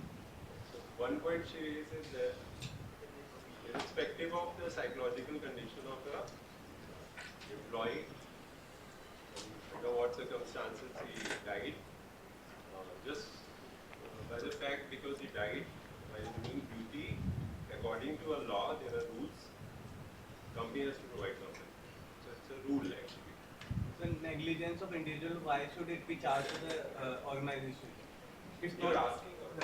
Yes, Okay. the negligence of an individual could not be, because there are certain code of conduct that an employee has to follow while performing his duties, and the certain No, safeguards. we have this first part is recommendation. Okay. What you are saying is the merit and demerit that that's a negligence. Recommendations there could be several recommendations. On what basis you? I will say that they should give him compensation. They should give him instead of giving him compensation, a duty should be given to one of their family members, and a strict message should be. That is also compensation. So that is a compensation but it is not a direct compensation in the sense that it will create a picture that the organization has the responsibility, and in future also if such an incident happens, organization has to take that responsibility. Okay. So that keeping around both the pros and cons of the extreme, this could be the mean. And sir, apart from that, there should be an internal check mechanism that should be set up in the future, so that nobody who is drunk is allowed to perform the service. Okay. Anything else? Provide CSR fund जो company provide करा. Sir, No. Sir वो illegal भी होगा तो sir, A question. CSR fund दे रहे हैं सीधे. CSR fund में थोड़ी है. नहीं प्रॉब्लम ये नहीं है कहाँ से फंड दे CSR से दे या सैलरी काट के दे. प्रॉब्लम है क्यों दे एंड क्या दे मतलब what is the recommendation? Although he was drunk and he violated the code of conduct in the office, but still he has an immigrant family, and there can be a Okay. case where he is the only sole owner of the family. Okay. So first of all, the welfare of the immediate family should be kept in mind, Okay. and the compensation should be given. Okay. And in future, if there is a possibility, then work to the family if they are eligible for that. Okay, like sir said, explain like with, while how to approach the case study in general. Like he said that okay, appreciation of facts. So facts could be appreciation of facts related to a case study, appreciation of rules and policies also. That also is very important for going just approach any case study. So one point who raised. Okay, one basically argument was that there is a duty. He is entitled, despite of what condition, under what condition he died. So it's basically a rule. You are legally bound to give compensation. One. Second, he said on the ethical ground one should give because family hai, dependent hai, so one should give. So though two perspective has emerged, anything else? Sir, also in future, No, you have already pointed out. Anything new? I will deny for compensation on my personal level, with the थोड़ा co-workers, सा I will deny for compensation. But on my personal level with the co-workers, I can help the family. But on the नहीं आपने recommendation मांगा है. yeah, on You will say yeah, don't give yeah, compensation. Okay. क्यों? because he violates the code of conduct of the company. But code of conduct करना illegal, violate करना illegal तो नहीं है. No, on the working grounds, he was in the But he died also. No, no. It doesn't matter for the family. Doesn't matter, okay. मतलब code of conduct. The matter is that if he was serious about his life, then he should not drink at the place of working. Maybe work environment के stress की वजह से drink कर रहा है तो work environment is उसको. Then there may be many conditions. But on the legal ground, Okay, you will recommend not to give. Anything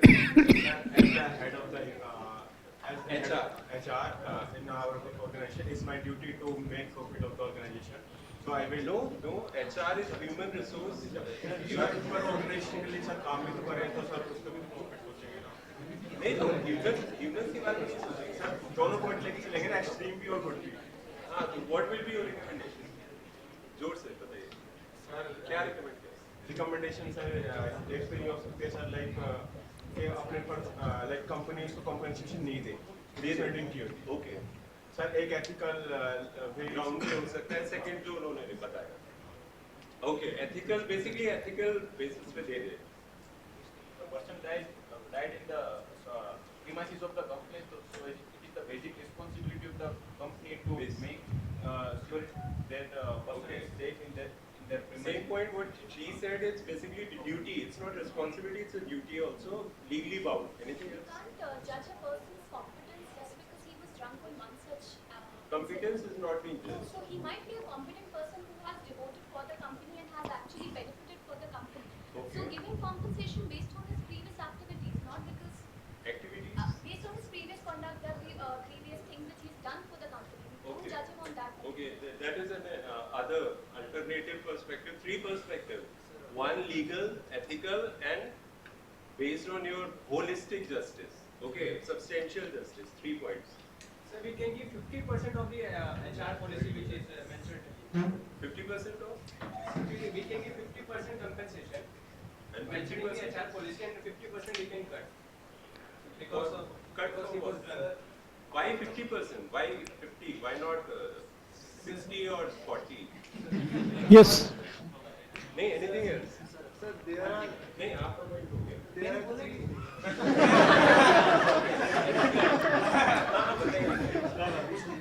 नहीं, it's okay. Personally बताइए. Ethical grounds पे आप ही ने बोला था. किसने बोला? आपने बोला. They ठीक है. both said what I वो adjusted है ना. बताइए. a different perspective.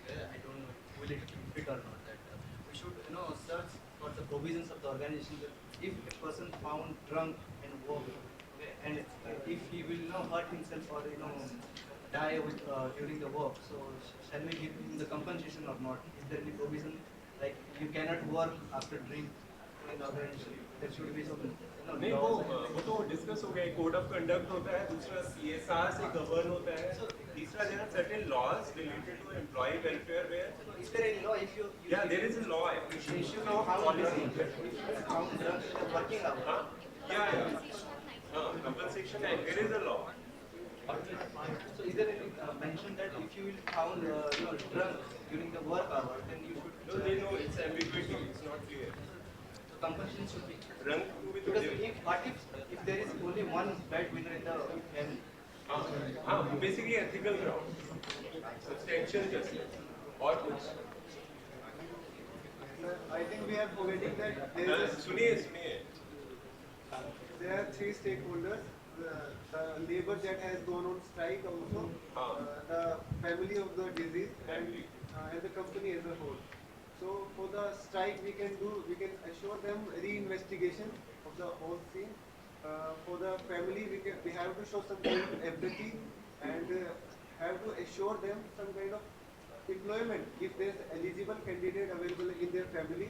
Okay. And if they are both are No, actual में जो recommendation finally दे रहा है वो ये सब not ध्यान में monetary रखेंगे. compensation, but we can assure that if there is an eligible candidate in their family, we can replay, we can. Okay.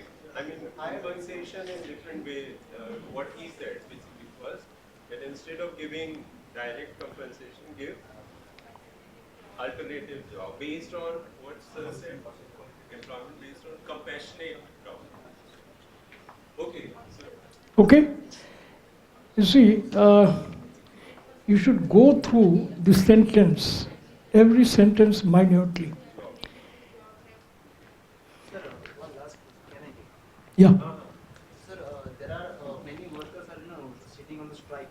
Okay, if we won't give them the incentive compensation, they will all be rigid on the company on the organization. And a happy employee is an asset for the company, the organization. So we lost all our assets. So based on code, you are giving Based on? based on the code. Not Happy a employees. code, based on the ethical basis and the code also. Okay. The perspective of the organization also. We should So basically, ethical basis. Okay, sir. No, you have to apply your administrative mind, as we defined, characterized by concern for ensuring justice. Your administrative mind is what is to be applied here. What are the facts in issue? Death caused by accident at the workplace, presumably a factory. Death caused by accident at the workplace of a worker while on duty. This is the fact. Right? And then law and the policy. You have the Workmen's Compensation Act, which lays down a scheme of compensation payable to every worker. There, the word death is definitely there. You might see. What's the definition of death?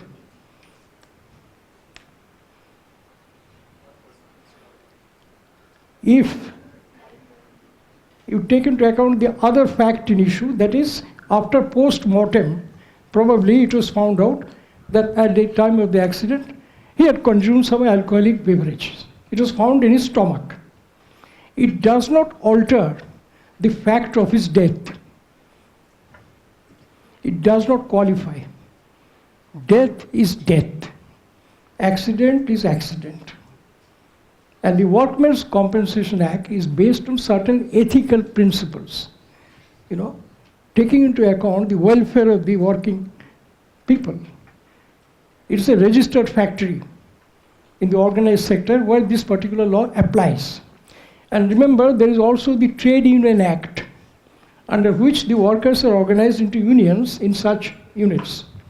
Trade Union Act was enacted to provide security of jobs and some basic minimum welfare facilities. Okay. Now this is the what you call the legal and the policy aspect. And the policy of the government has been always to take care of the working people, workers of the factory. This is the spirit of the law.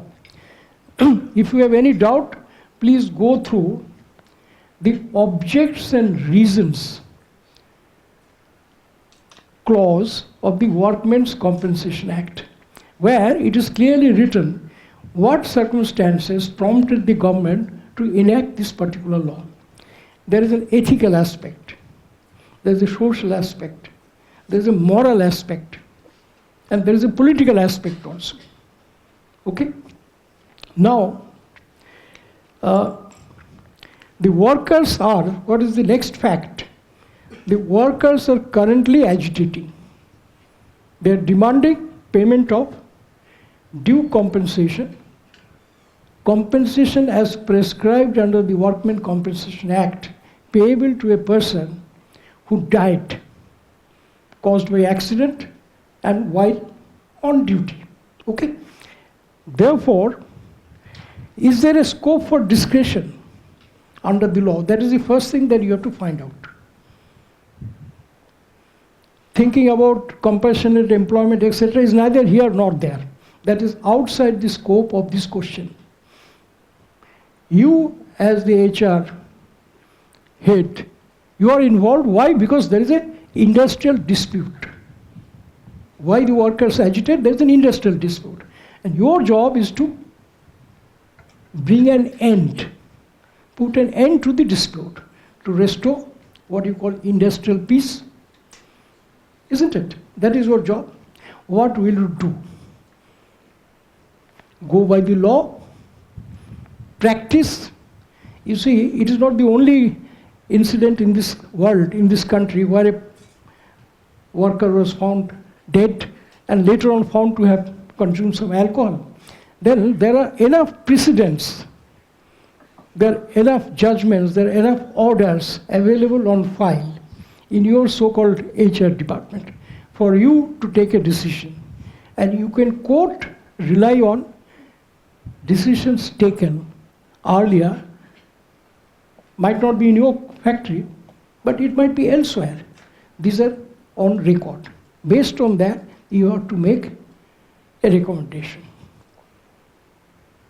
Law does not permit you or the owner of the factory to reduce dues, legitimate dues, to a person who meets his death on duty. There is no scope. And there's a definition of death, very clear definition of death. Death due to consumption of liquor cannot be relatable to the accident. Accident is one fact. It may be due to defect of the machine. It may be due to something or the other, 100 other reasons. Death was not caused by consumption of alcohol.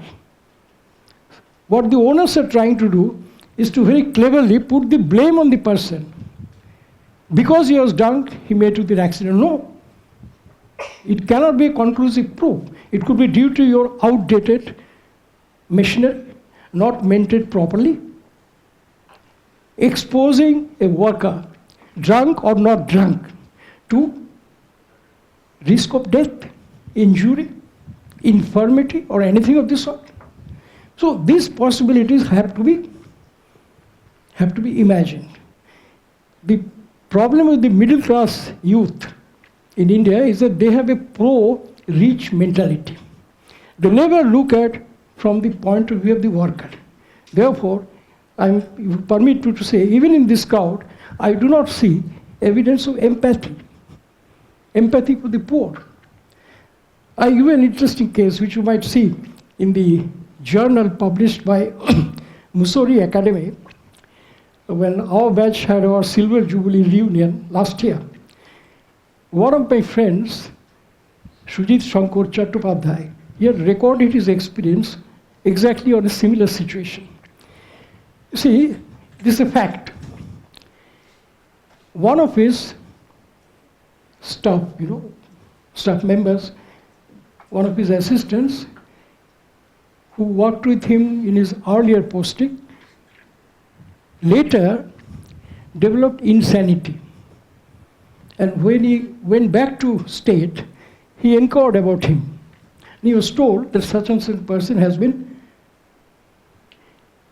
what is called compulsorily retired. Prematurely retired, because he became insane. So, soon after, the daughter of this, clerk turned up and said that we are having serious problems. The meager pension is not adequate to deal with it. I applied for a job on compassionate appointment, but it was refused on the ground that my father is alive and is getting some what is called pension due to him. So therefore what Sujit did, Sujit had gone through the rules and found the definition of death. So he applied his mind. He found out what is death, what is the definition of death. And he found in a poem of Lord Byron, Byron defined death not as end of physical existence, but might take place in various situations of what we call near death, quote and unquote. This is Lord Byron. So Byron, in his poem, mentioned that insanity is near death. So what Sujit did, he prepared a note arguing, quoting from Lord Byron, that the definition of death under the state government rules deserves to be amended to include conditions of near death.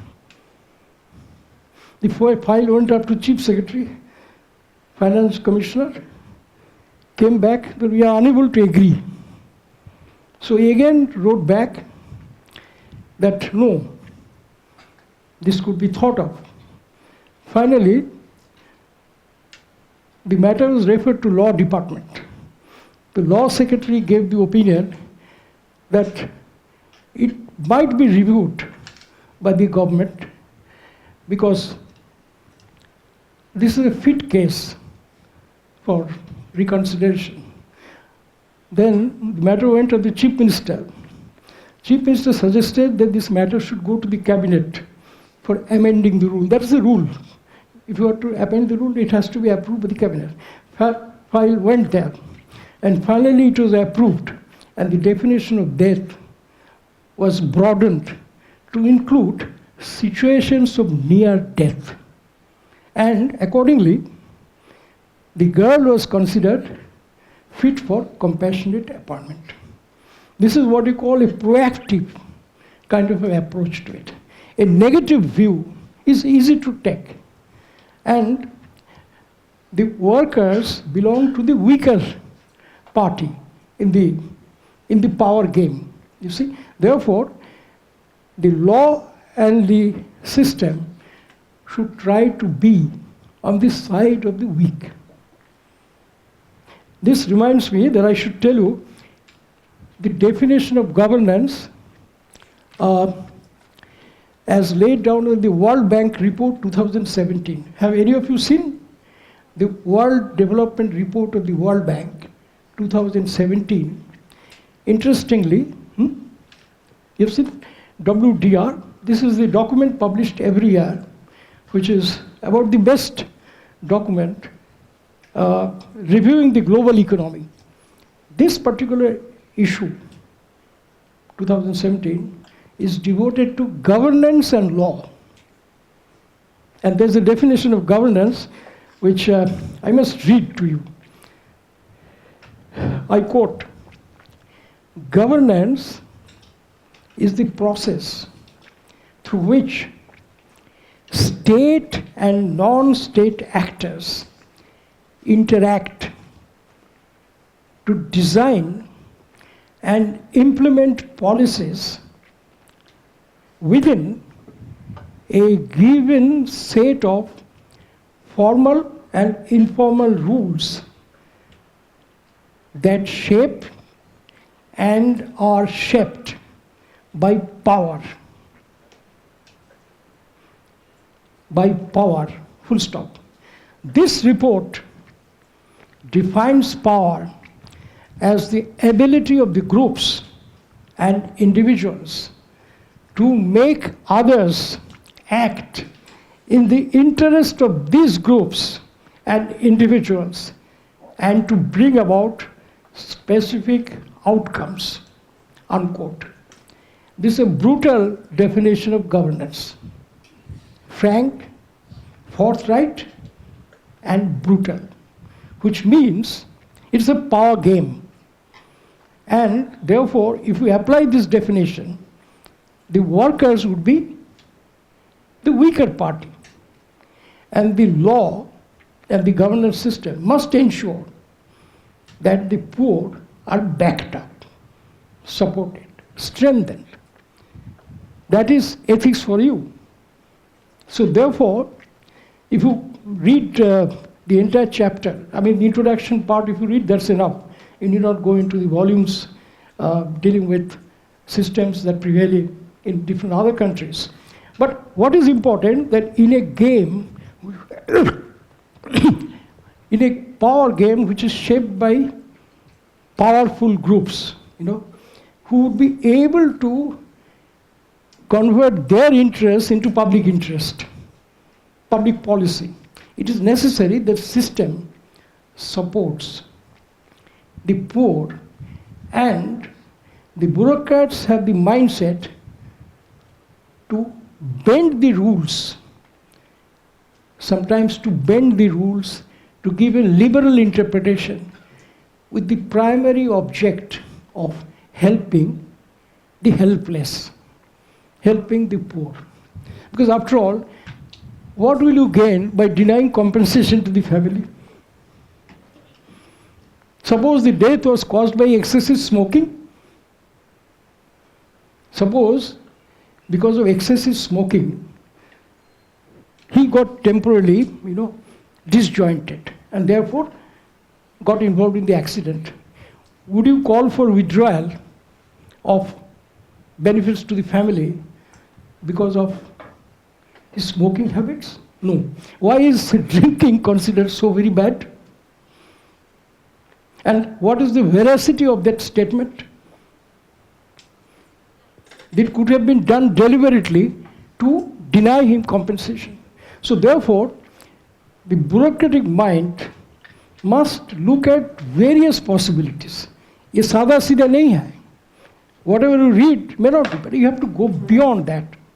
And your tools are ethics, justice, liberal interpretation of law, and care and concern for the poor. That should be the way you look at it. Right? I'm not imposing any thought on you, but I only tell you that you must be aware of the various possibilities and don't go by anything at its face value.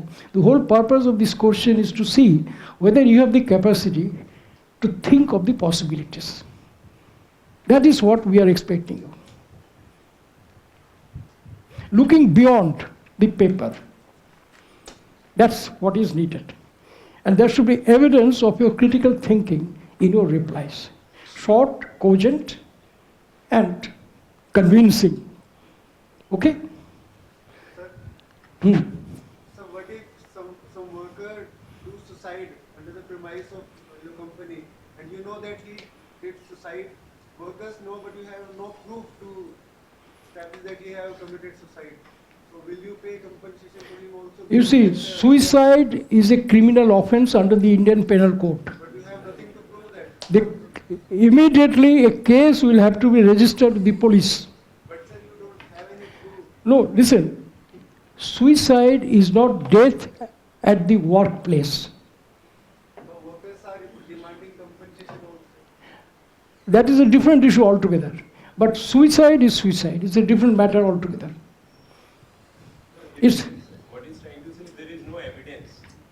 It cannot be proved that it is suicide. no, but then it's a murder. If it is not suicide, it might be a case of murder. In either case, It is suicide, but it is suicide indeed, but you don't have any you see, look, we are the creatures of law. An official is a creature of law. You see, suicide is what you call a case of unnatural death. Unnatural death could be of various types. Suicide is a case of unnatural death, and immediately the matter has to be reported to the police station and FIR lodged. And the investigation should start. Yes, sir. But police have found that it was not suicide. How do you know? You see, how do you know? You see, you have to be logical. Then you put across your thoughts. Subject to investigation. Everything is subject to investigation because only investigation will prove prima facie whether the person has committed suicide or not. It's a case of unnatural death, therefore would not come under Workmen's Compensation Act. Straight away. You must have seen a documentary sometime back where former suicides, I forget the name, as a very popular movie, where some farmers committed suicide and the matter was brought to People Alive. You remember that thing? The secretary said, this is a case of farmer suicide. Agriculture department has nothing to do with it. The agriculture department deals with crops, output, etc., etc. Farmers' welfare is not a part of her charge. At any case, it is a case of unnatural death. Therefore, a FIR should be lodged and the law will take its own course. That's the end of it. And it's perfectly logical. You see? So, that way, you should not go by what is written here and accept it as gospel truth. No. This is only to test your critical thinking capacity. Or you can think of the possibilities, various possibilities. Yeah. Sir, if I add something that he is the only breadwinner in the family. Is it there? Is it written here? Then why do you imagine things? The same thing happened. You see, there is no scope for imagination in examination. If you imagine, you will end up into trouble. There is no scope for imagination. If such questions come that there is only a single breadwinner and he commits suicide, so will you give the compensation if there is some question like that? You have to examine whether under Workmen's Compensation Act there is a provision for payment of compensation in case of suicide. I am not aware of any such proposition. Suicide has nothing to do. Workmen's Compensation Act lays down. You might lose your limb, you might lose this, that, or the other. But suicide is a case of unnatural death. Outside the scope of any law. Even in this country, there is no compensation for suicide. Hundreds of farmers have committed suicide. Did any of them get any compensation? Not to my knowledge. Okay. Basically, give other perspective is like this issue. Whether if there is a suicide, or people say there is a suicide, how many of you have seen the film called what do you call it? Lose Control from Rang De Basanti? Rang De Basanti was a similar case. The minister was telling that he was careless and it was a suicidal for him. He did suicide. Okay. And there is an issue of compensation also. They denied the compensation. Compensation is in form of recognition. Okay, that he saved the life of people who are at the ground. No, none of you have seen this. You've seen, huh? Okay. So, उसमें भी यही issue था कि minister was telling me that it was a suicide careless driving of the plane, and the family members were telling no, he was a very trained, and he died by doing his duty, and he also saved the life of the people because the aircraft could have crashed to people where people are living. Okay, so similar issue मतलब उस film में भी यही solution उस movie में था तो basically solution की बात नहीं है यहाँ सॉल्यूशन की बात नहीं है बेसिकली पॉइंट ये है कि whether it was a suicide or not it was contentious it was not proven कि वो suicide था कि नहीं एक पार्टी कह रही थी कि नहीं ये सुसाइड था एक पार्टी कह रही थी नहीं ये सुसाइड हो ही नहीं सकता तो सुसाइड जैसे आप कह रहे हैं कि ओके सुसाइड कर लिया तो ये भी कंटेंशियस ये ऑब्जेक्टिवली नहीं आप क्लेम कर सकते ये सुसाइड था है ना एक कुछ ऑफिशियल फैक्ट भी होता है ऑफिशियल ट्रूथ होता है इन्वेस्टिगेशन होगा then it can be determined whether it was suicide or not. The point is it was not clear. There was no consensus whether it was a suicide or not. एक party claim कर सकते हैं कि it was a suicide. One stakeholder, but you cannot say that it is a fact that it was a suicide. But यही तो question है कि benefit of doubt मिले किसी Benefit of doubt तो law बताएगा ना. That's what sir told कि basically in law, some situations are defined because this is not unprecedented. It's not happening first time. मतलब ड्यूटी के दौरान किसी की डेथ हो गई पहली बार थोड़ी हुआ है बहुत सारे प्रेसिडेंट है, लॉ भी चेंज होता है उसी के according. So definitely there must be some guidelines in the law which define the situation and give you the basically what should be done in that case. Okay, it's not entirely your discretion. It's not entirely your discretion. Okay, what I subjectively believe I will do. Okay. Like sir has said, there is a law.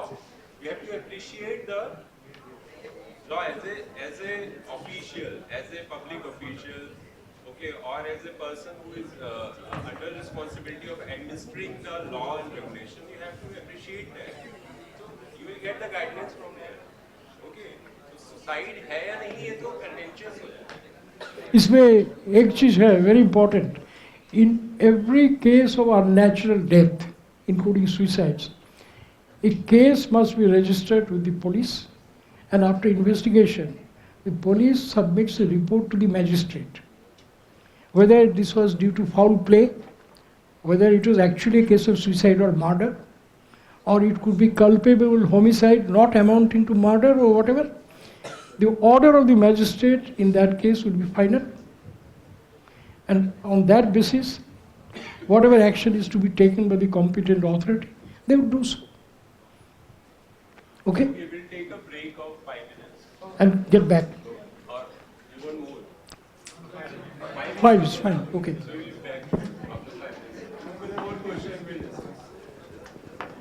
Make sure you don't disappear.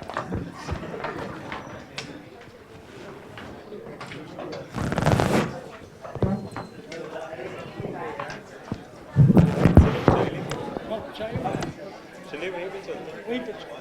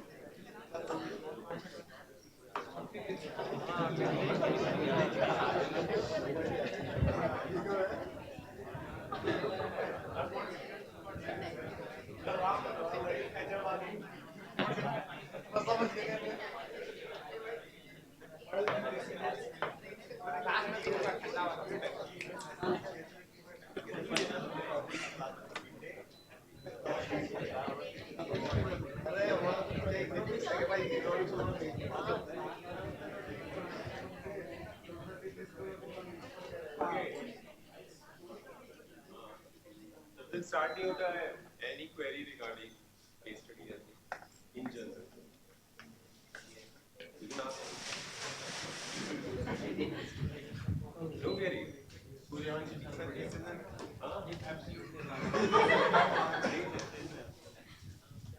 कोई query है मतलब any doubt any.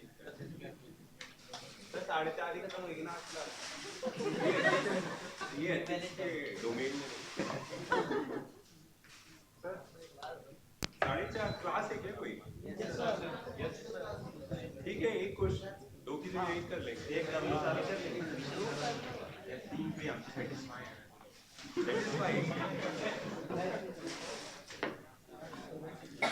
Sir, do you really think that this paper can evaluate real ethics of a person? This paper no. Then why? Real ethics तो ethics थोड़ी evaluate होता है. Reasoning evaluate होती है. Reasoning का CSAT कर दो sir. नहीं वो भी हो सकता है. सीसेट तो है ना. यहाँ वहाँ पे ethical reasoning होती है. सीसेट में आपका objective reasoning होती है. सर फिर रटवा के एथिक्स को रट के तो ethics हो नहीं सकता. वो सर लिखवा तो रहे हैं कौन लिखवा? अरे सर एटीट्यूड बारे में सब कुछ पढ़ाते तो है वो लिख के आना है. सर भी तो आज बताने आए हैं कि ऐसे स्टडी करनी है आपको. अच्छा यूपीएससी क्यों लिखवाती है? ऐसा जरूरी तो नहीं है ना सर कि जो पेपर 4 में पास नहीं हो रहा है वो एथिकल नहीं है. नहीं ये तो पॉइंट ही नहीं है. एथिक्स थोड़ी चेक करने का. सर ऐसे तो ये पॉइंट नहीं है कि जिसका पेपर क्लियर नहीं हो रहा वो इंटेलिजेंट नहीं है वो सर. सर्टिफिकेट थोड़ी देंगे you are unethical you are failed. ये बेसिकली आपकी लैंग्वेज आपकी रीजनिंग आपका थॉट प्रोसेस देखना है. आप कैसे अलग अलग सिचुएशन में कैसे डिसीजन मेकिंग कर लेते हो. बस ये देखना है. आपको करेक्टर सर्टिफिकेट थोड़ी दे रहा है.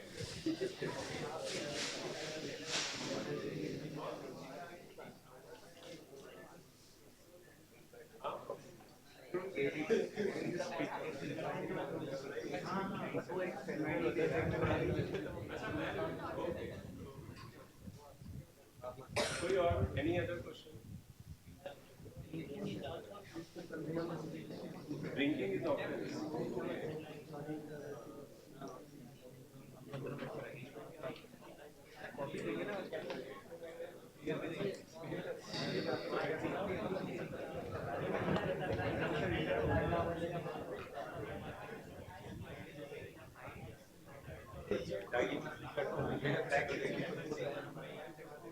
ड्रिंक करके अगर वो सर्वाइव किया होता तब कोई एक्शन डाइट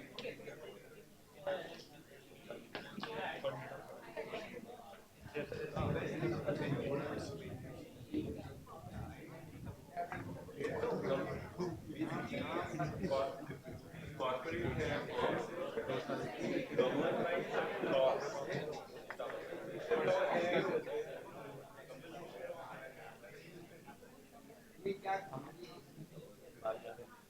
नहीं वही तो सर ने एक्सप्लेन किया कि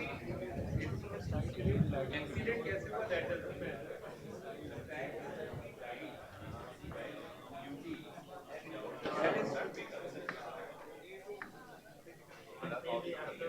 written in the law. It's not like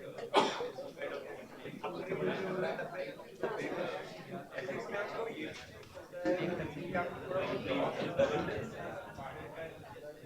governance में आइए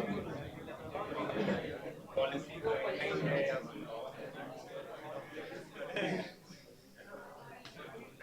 करप्शन है इसके बारे में भी आपको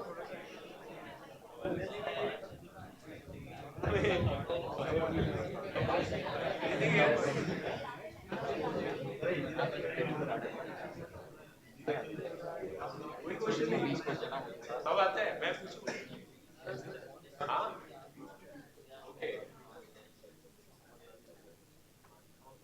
differentiate between belief and values अरे इस बार क्वेश्चन आया था सीधे 4 टर्म पकड़ा 5 टर्म दे दिए थे और लिखना था ऐसे क्वेश्चन आते हैं इस साल पेपर में जाइए नहीं इस साल का रिपीट थोड़ी होगा हाँ वही तो कहने वाला था मैं इस साल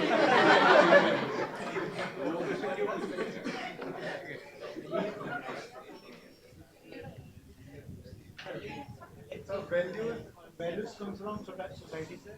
Values comes from our nearest and nearest.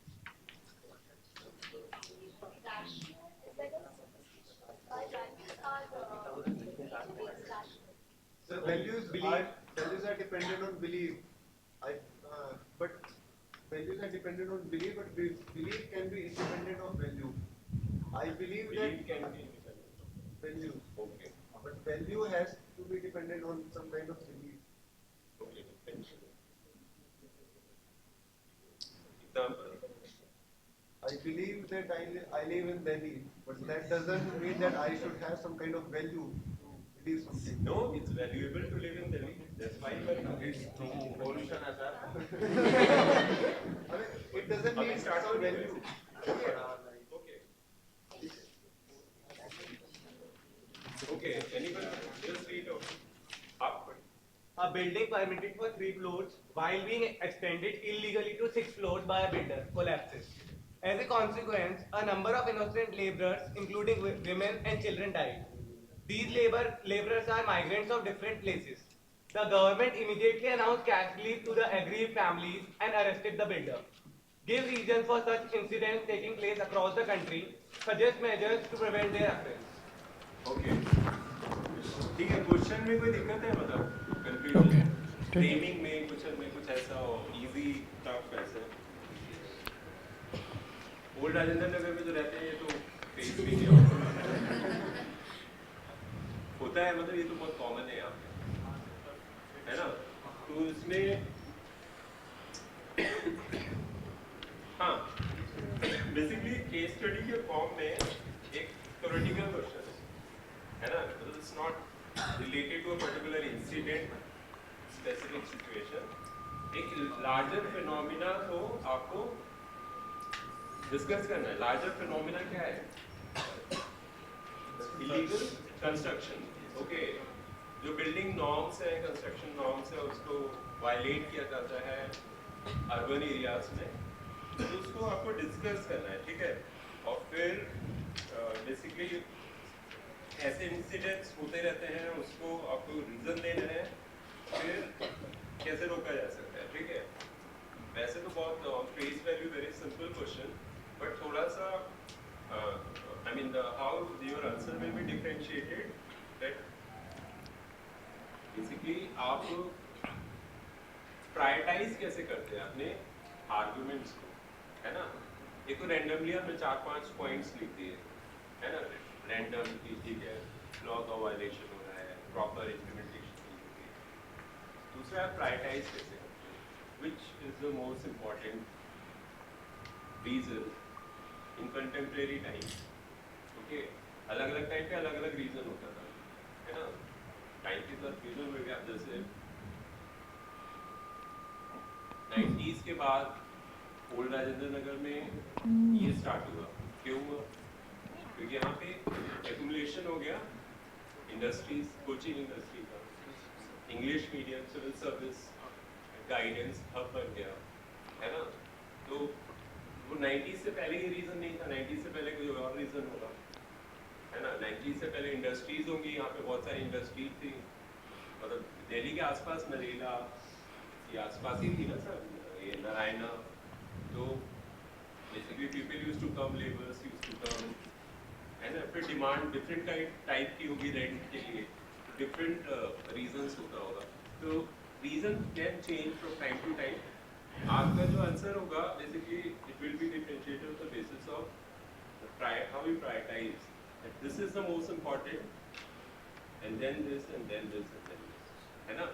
Points तो सभी एक्सप्लेन कर सकते हैं। What we have to prioritize for the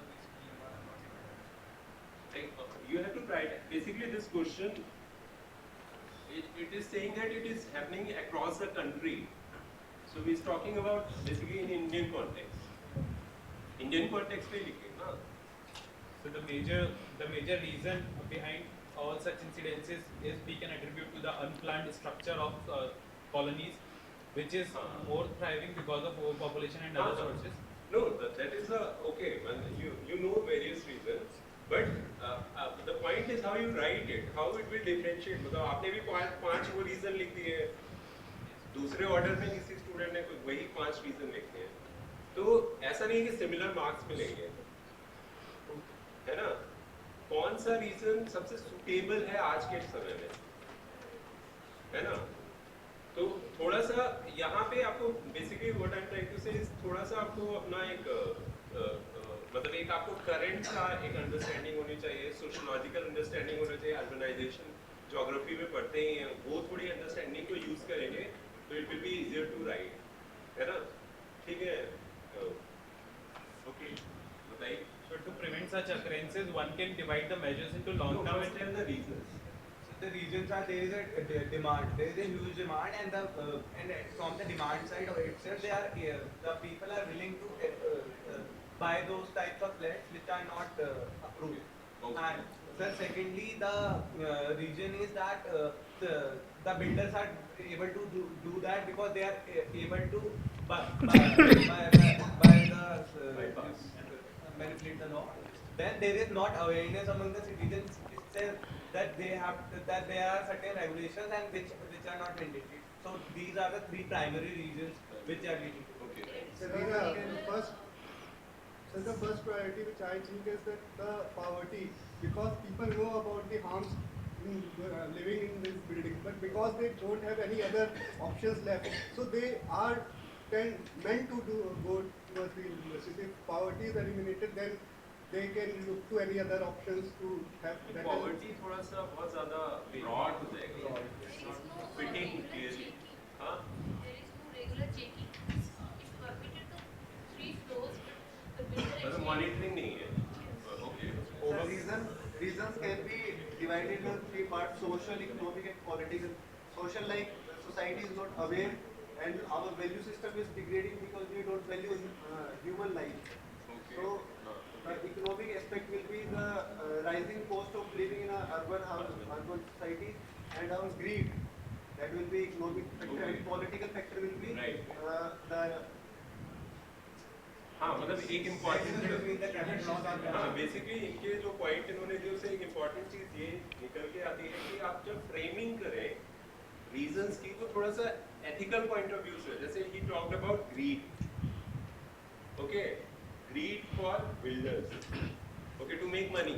I mean इसी चीज को हम अलग सेंस में भी कह सकते हैं ना, मतलब सेम फिनोमेना को हम अलग फॉर्म में एक्सप्लेन कर सकते हैं, लेकिन क्योंकि ये पेपर एथिक्स का है तो you have to explain in this way the way he has said, okay, greed among the workers, okay, demand भी है but at the same time अब डिमांड को भी हम किस तरह से लिख सकते हैं? Demand is economic term, So there is a factor of need as well as greed. Need on the side of greed, मतलब ये जो टर्म्स है ये ज्यादा सुटेबल है फॉर दिस पेपर, है ना? You are saying the same thing, I mean it's not different, but you are framing in a from the point of view of ethics. Sir, everybody is focusing on the building, but nobody is focusing about the laborers. Because there is a catchphrase, there is a catchphrase that is, they are migrant. Okay. And why they are migrant? Because the state is failed to deliver. Because they are migrant, they are vulnerable. Okay. They are vulnerable and low bargaining power. And sir, our state is somehow able to ensure the political and economical empowerment, but it is failed to ensure the societal empowerment. Okay. So until and unless there won't be societal empowerment, any amount of economical or political empowerment is worthless. ठीक है, एक perspective. The involvement of political leaders and bureaucrats. Involvement in what? Already nexus is there. There is a nexus. I mean, this is one of the important reasons, nexus between politicians, local level politician and the builders to basically violate the law. Involvement तो पहले से ही. ये reason हो गया वैसे. Okay, ठीक है, next. Sir.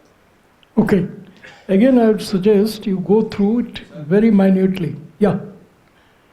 Sir, first of all, there is no proper check to such buildings. And second, sir, if there is any kind of tender for such building, it is mainly, sir, nepotism takes place in such cases, instead of giving to more reputed builders. And in such cases, sir, means need and greed also takes place. Okay, मतलब क्या सकते हैं? Okay. You see, this question has one purpose: to see whether you read newspapers regularly or not. Whether you focus on certain major issues or not. Now, look at this. A building permitted for 3 floors while being extended illegally to 6th floor by a builder collapses. That's a fact. It caused deaths of migrant labor, including women and children. And the suffering is more because they are migrant labor. Who are the migrant labor? They come from usually drought-affected areas of the country, where the wages are low for the landless agricultural workers. In the 10th plan document, the total size of the landless agricultural workers was estimated at 10 crores. It might have gone up significantly. So therefore, Manrega was formulated to address this problem. Nevertheless, they do come in search of some work. And the government immediately announced cash relief and arrested the builder. That is one part. But you are to give reasons for such incidents taking place across the country. That means you are to address the larger policy issue, okay, and suggest measures to prevent their occurrence. Now, if you read the newspapers regularly, you would see that various reasons have been cited for this irregular construction. A major reason was, it continues to be so, the ease with which the irregular construction is regularized subsequently by the government. The ease with which irregular construction is subsequently regularized. Large number of colonies in and around Delhi, on encroached lands have been regularized. So therefore people know that no matter what you do, ultimately it would be regularized. And that is an incentive. That's an incentive for builders to have a don't care attitude about this matter. They knew that they would invest their money, and eventually it would be regularized. So they would have the necessary clout with the government to get it regularized. Now this is one single factor which has been responsible for mushrooming of this unplanned colonies, living in unhygienic conditions and things like that. So therefore, this is one issue that you have to address. Other issues like shortage of accommodation, the balancing the gap between demand and supply, the gap will always be there. Why? Because we have adopted a growth model which is urban technology oriented. This is the term used by Dr. Manmohan Singh, that we have gone in for an urban technology market-led growth path. So it's a market economy where the emphasis is on urban development. Therefore, jobs will be created, particularly in the service sector, in the urban areas. Therefore, people will continue to come. So it is inevitable. Now, this perception among the builders that they could get away with irregular construction is the main cause of this kind of incident. So how do we address this? This is one part. Second is, there is a Migrant Labour Act. There is a Migrant Labour Act which provides for compensation, etc., etc. Whether the Migrant Labour Act is adequate to protect the interests of migrant labor, whether the social welfare schemes, like for instance this Suraksha Yojana, like this social security schemes of the government, like Atal Pension Yojana or Jeevan Suraksha Yojana, whether all these could be mobilized to provide some social security to the migrant labor. Remember, the migrant labor is in what you call unorganized sector. There is no job security. There is no regularity about payment of wages. Service conditions are pretty awful. Therefore, they are the most vulnerable section of the working class in Delhi, denied of anything. So, you have to have a policy to ensure that the migrant labor is protected. At least some minimum protection is provided. So what is needed is that it is not enough that you provide cash relief. It doesn't solve the problem. But it is essentially a policy and law enforcement issue. What is your policy about construction of high-rise buildings here? And then enforcement of the policy that no irregular construction would be allowed. So this perception has to be changed. I mean perception among the builders that they could get away with anything. Even constructing buildings in the flood plains of Jamuna, which NGT had struck down recently, where it is a no-go area. But even then, they had the audacity to go and construct. What is the source of this capacity or willingness to violate the law and the policy? That is a policy failure. It is a system failure. And as a bureaucrat, you become a party to it. Therefore, what is needed is restoration of policy directives and enforcement of policy and law, coupled with, supplemented by laws to provide some security to the migrant labor. That's all.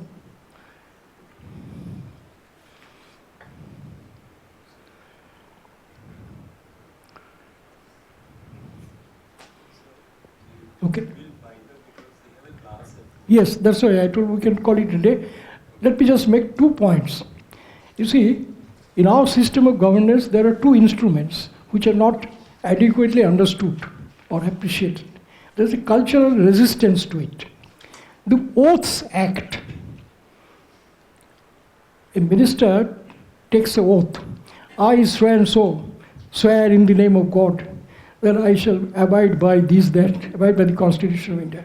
मैं ईश्वर के नाम में शपथ करता हूँ. So you make God as a witness. This is not a part of the Indian culture and tradition. This is essentially a Protestant practice introduced in Europe during the period of what you call European Enlightenment, that you make a person accountable to the God. Okay. Also, the concept of conflict of interest is also not a part of the Indian ethos. It has come to us from the British. Again, it's a part of the Protestant culture of separating one's interest from other interests, duties, to enable you to remain objective. To give you an example, when Barack Obama became president, you know what he did? He sold all his investments and put it in a blind trust. Meaning, this is a practice in America. You put it in blind trust so that you don't know where your money has been invested. So that if you had put your money in Reliance Mutual Fund, you would take a little soft view about that particular fund. Now, this is the practice. Why? To isolate the top executive from his personal, financial, and other interests. It is another matter that Donald Trump did not do it. Obama submitted his income tax returns. Trump is used yet to do that. So it is a big controversy in America even today. The point I'm trying to say is that you should study the philosophy of conflict of interest. The idea is, if there is a conflict of interest between your personal interest and the interest of the public service, latter shall prevail. And that is what practical ethics for you. It will be interesting for you to study the ongoing case of parliamentary secretaries, in Delhi administration case. That is a case which is important. That a legislature, if you're a lawmaker, you should not be encumbered with some interests of your own. So the two together, the Oaths Act and conflict of interest, constitute the main foundation of practical ethics. This is one principle which we as Indians as a whole have not been able to inculcate, absorb, or practice. It's a very serious matter. So democracy of this model, which is founded on rule of law, rationality, and the principle that all taxpayers are equal, suggests a secular fabric of the Constitution. Secularism is derived from rule of law, not by the courtesy of anybody. You cannot have a non-secular polity when you have rule of law. And that brings you the issue of Oaths Act and the concept of conflict of interest. You should study it and apply it when you answer your questions. Thank you, ladies and gentlemen. I have enjoyed talking to you. And may I once again wish you all the very best in your endeavors. Thank you. God bless.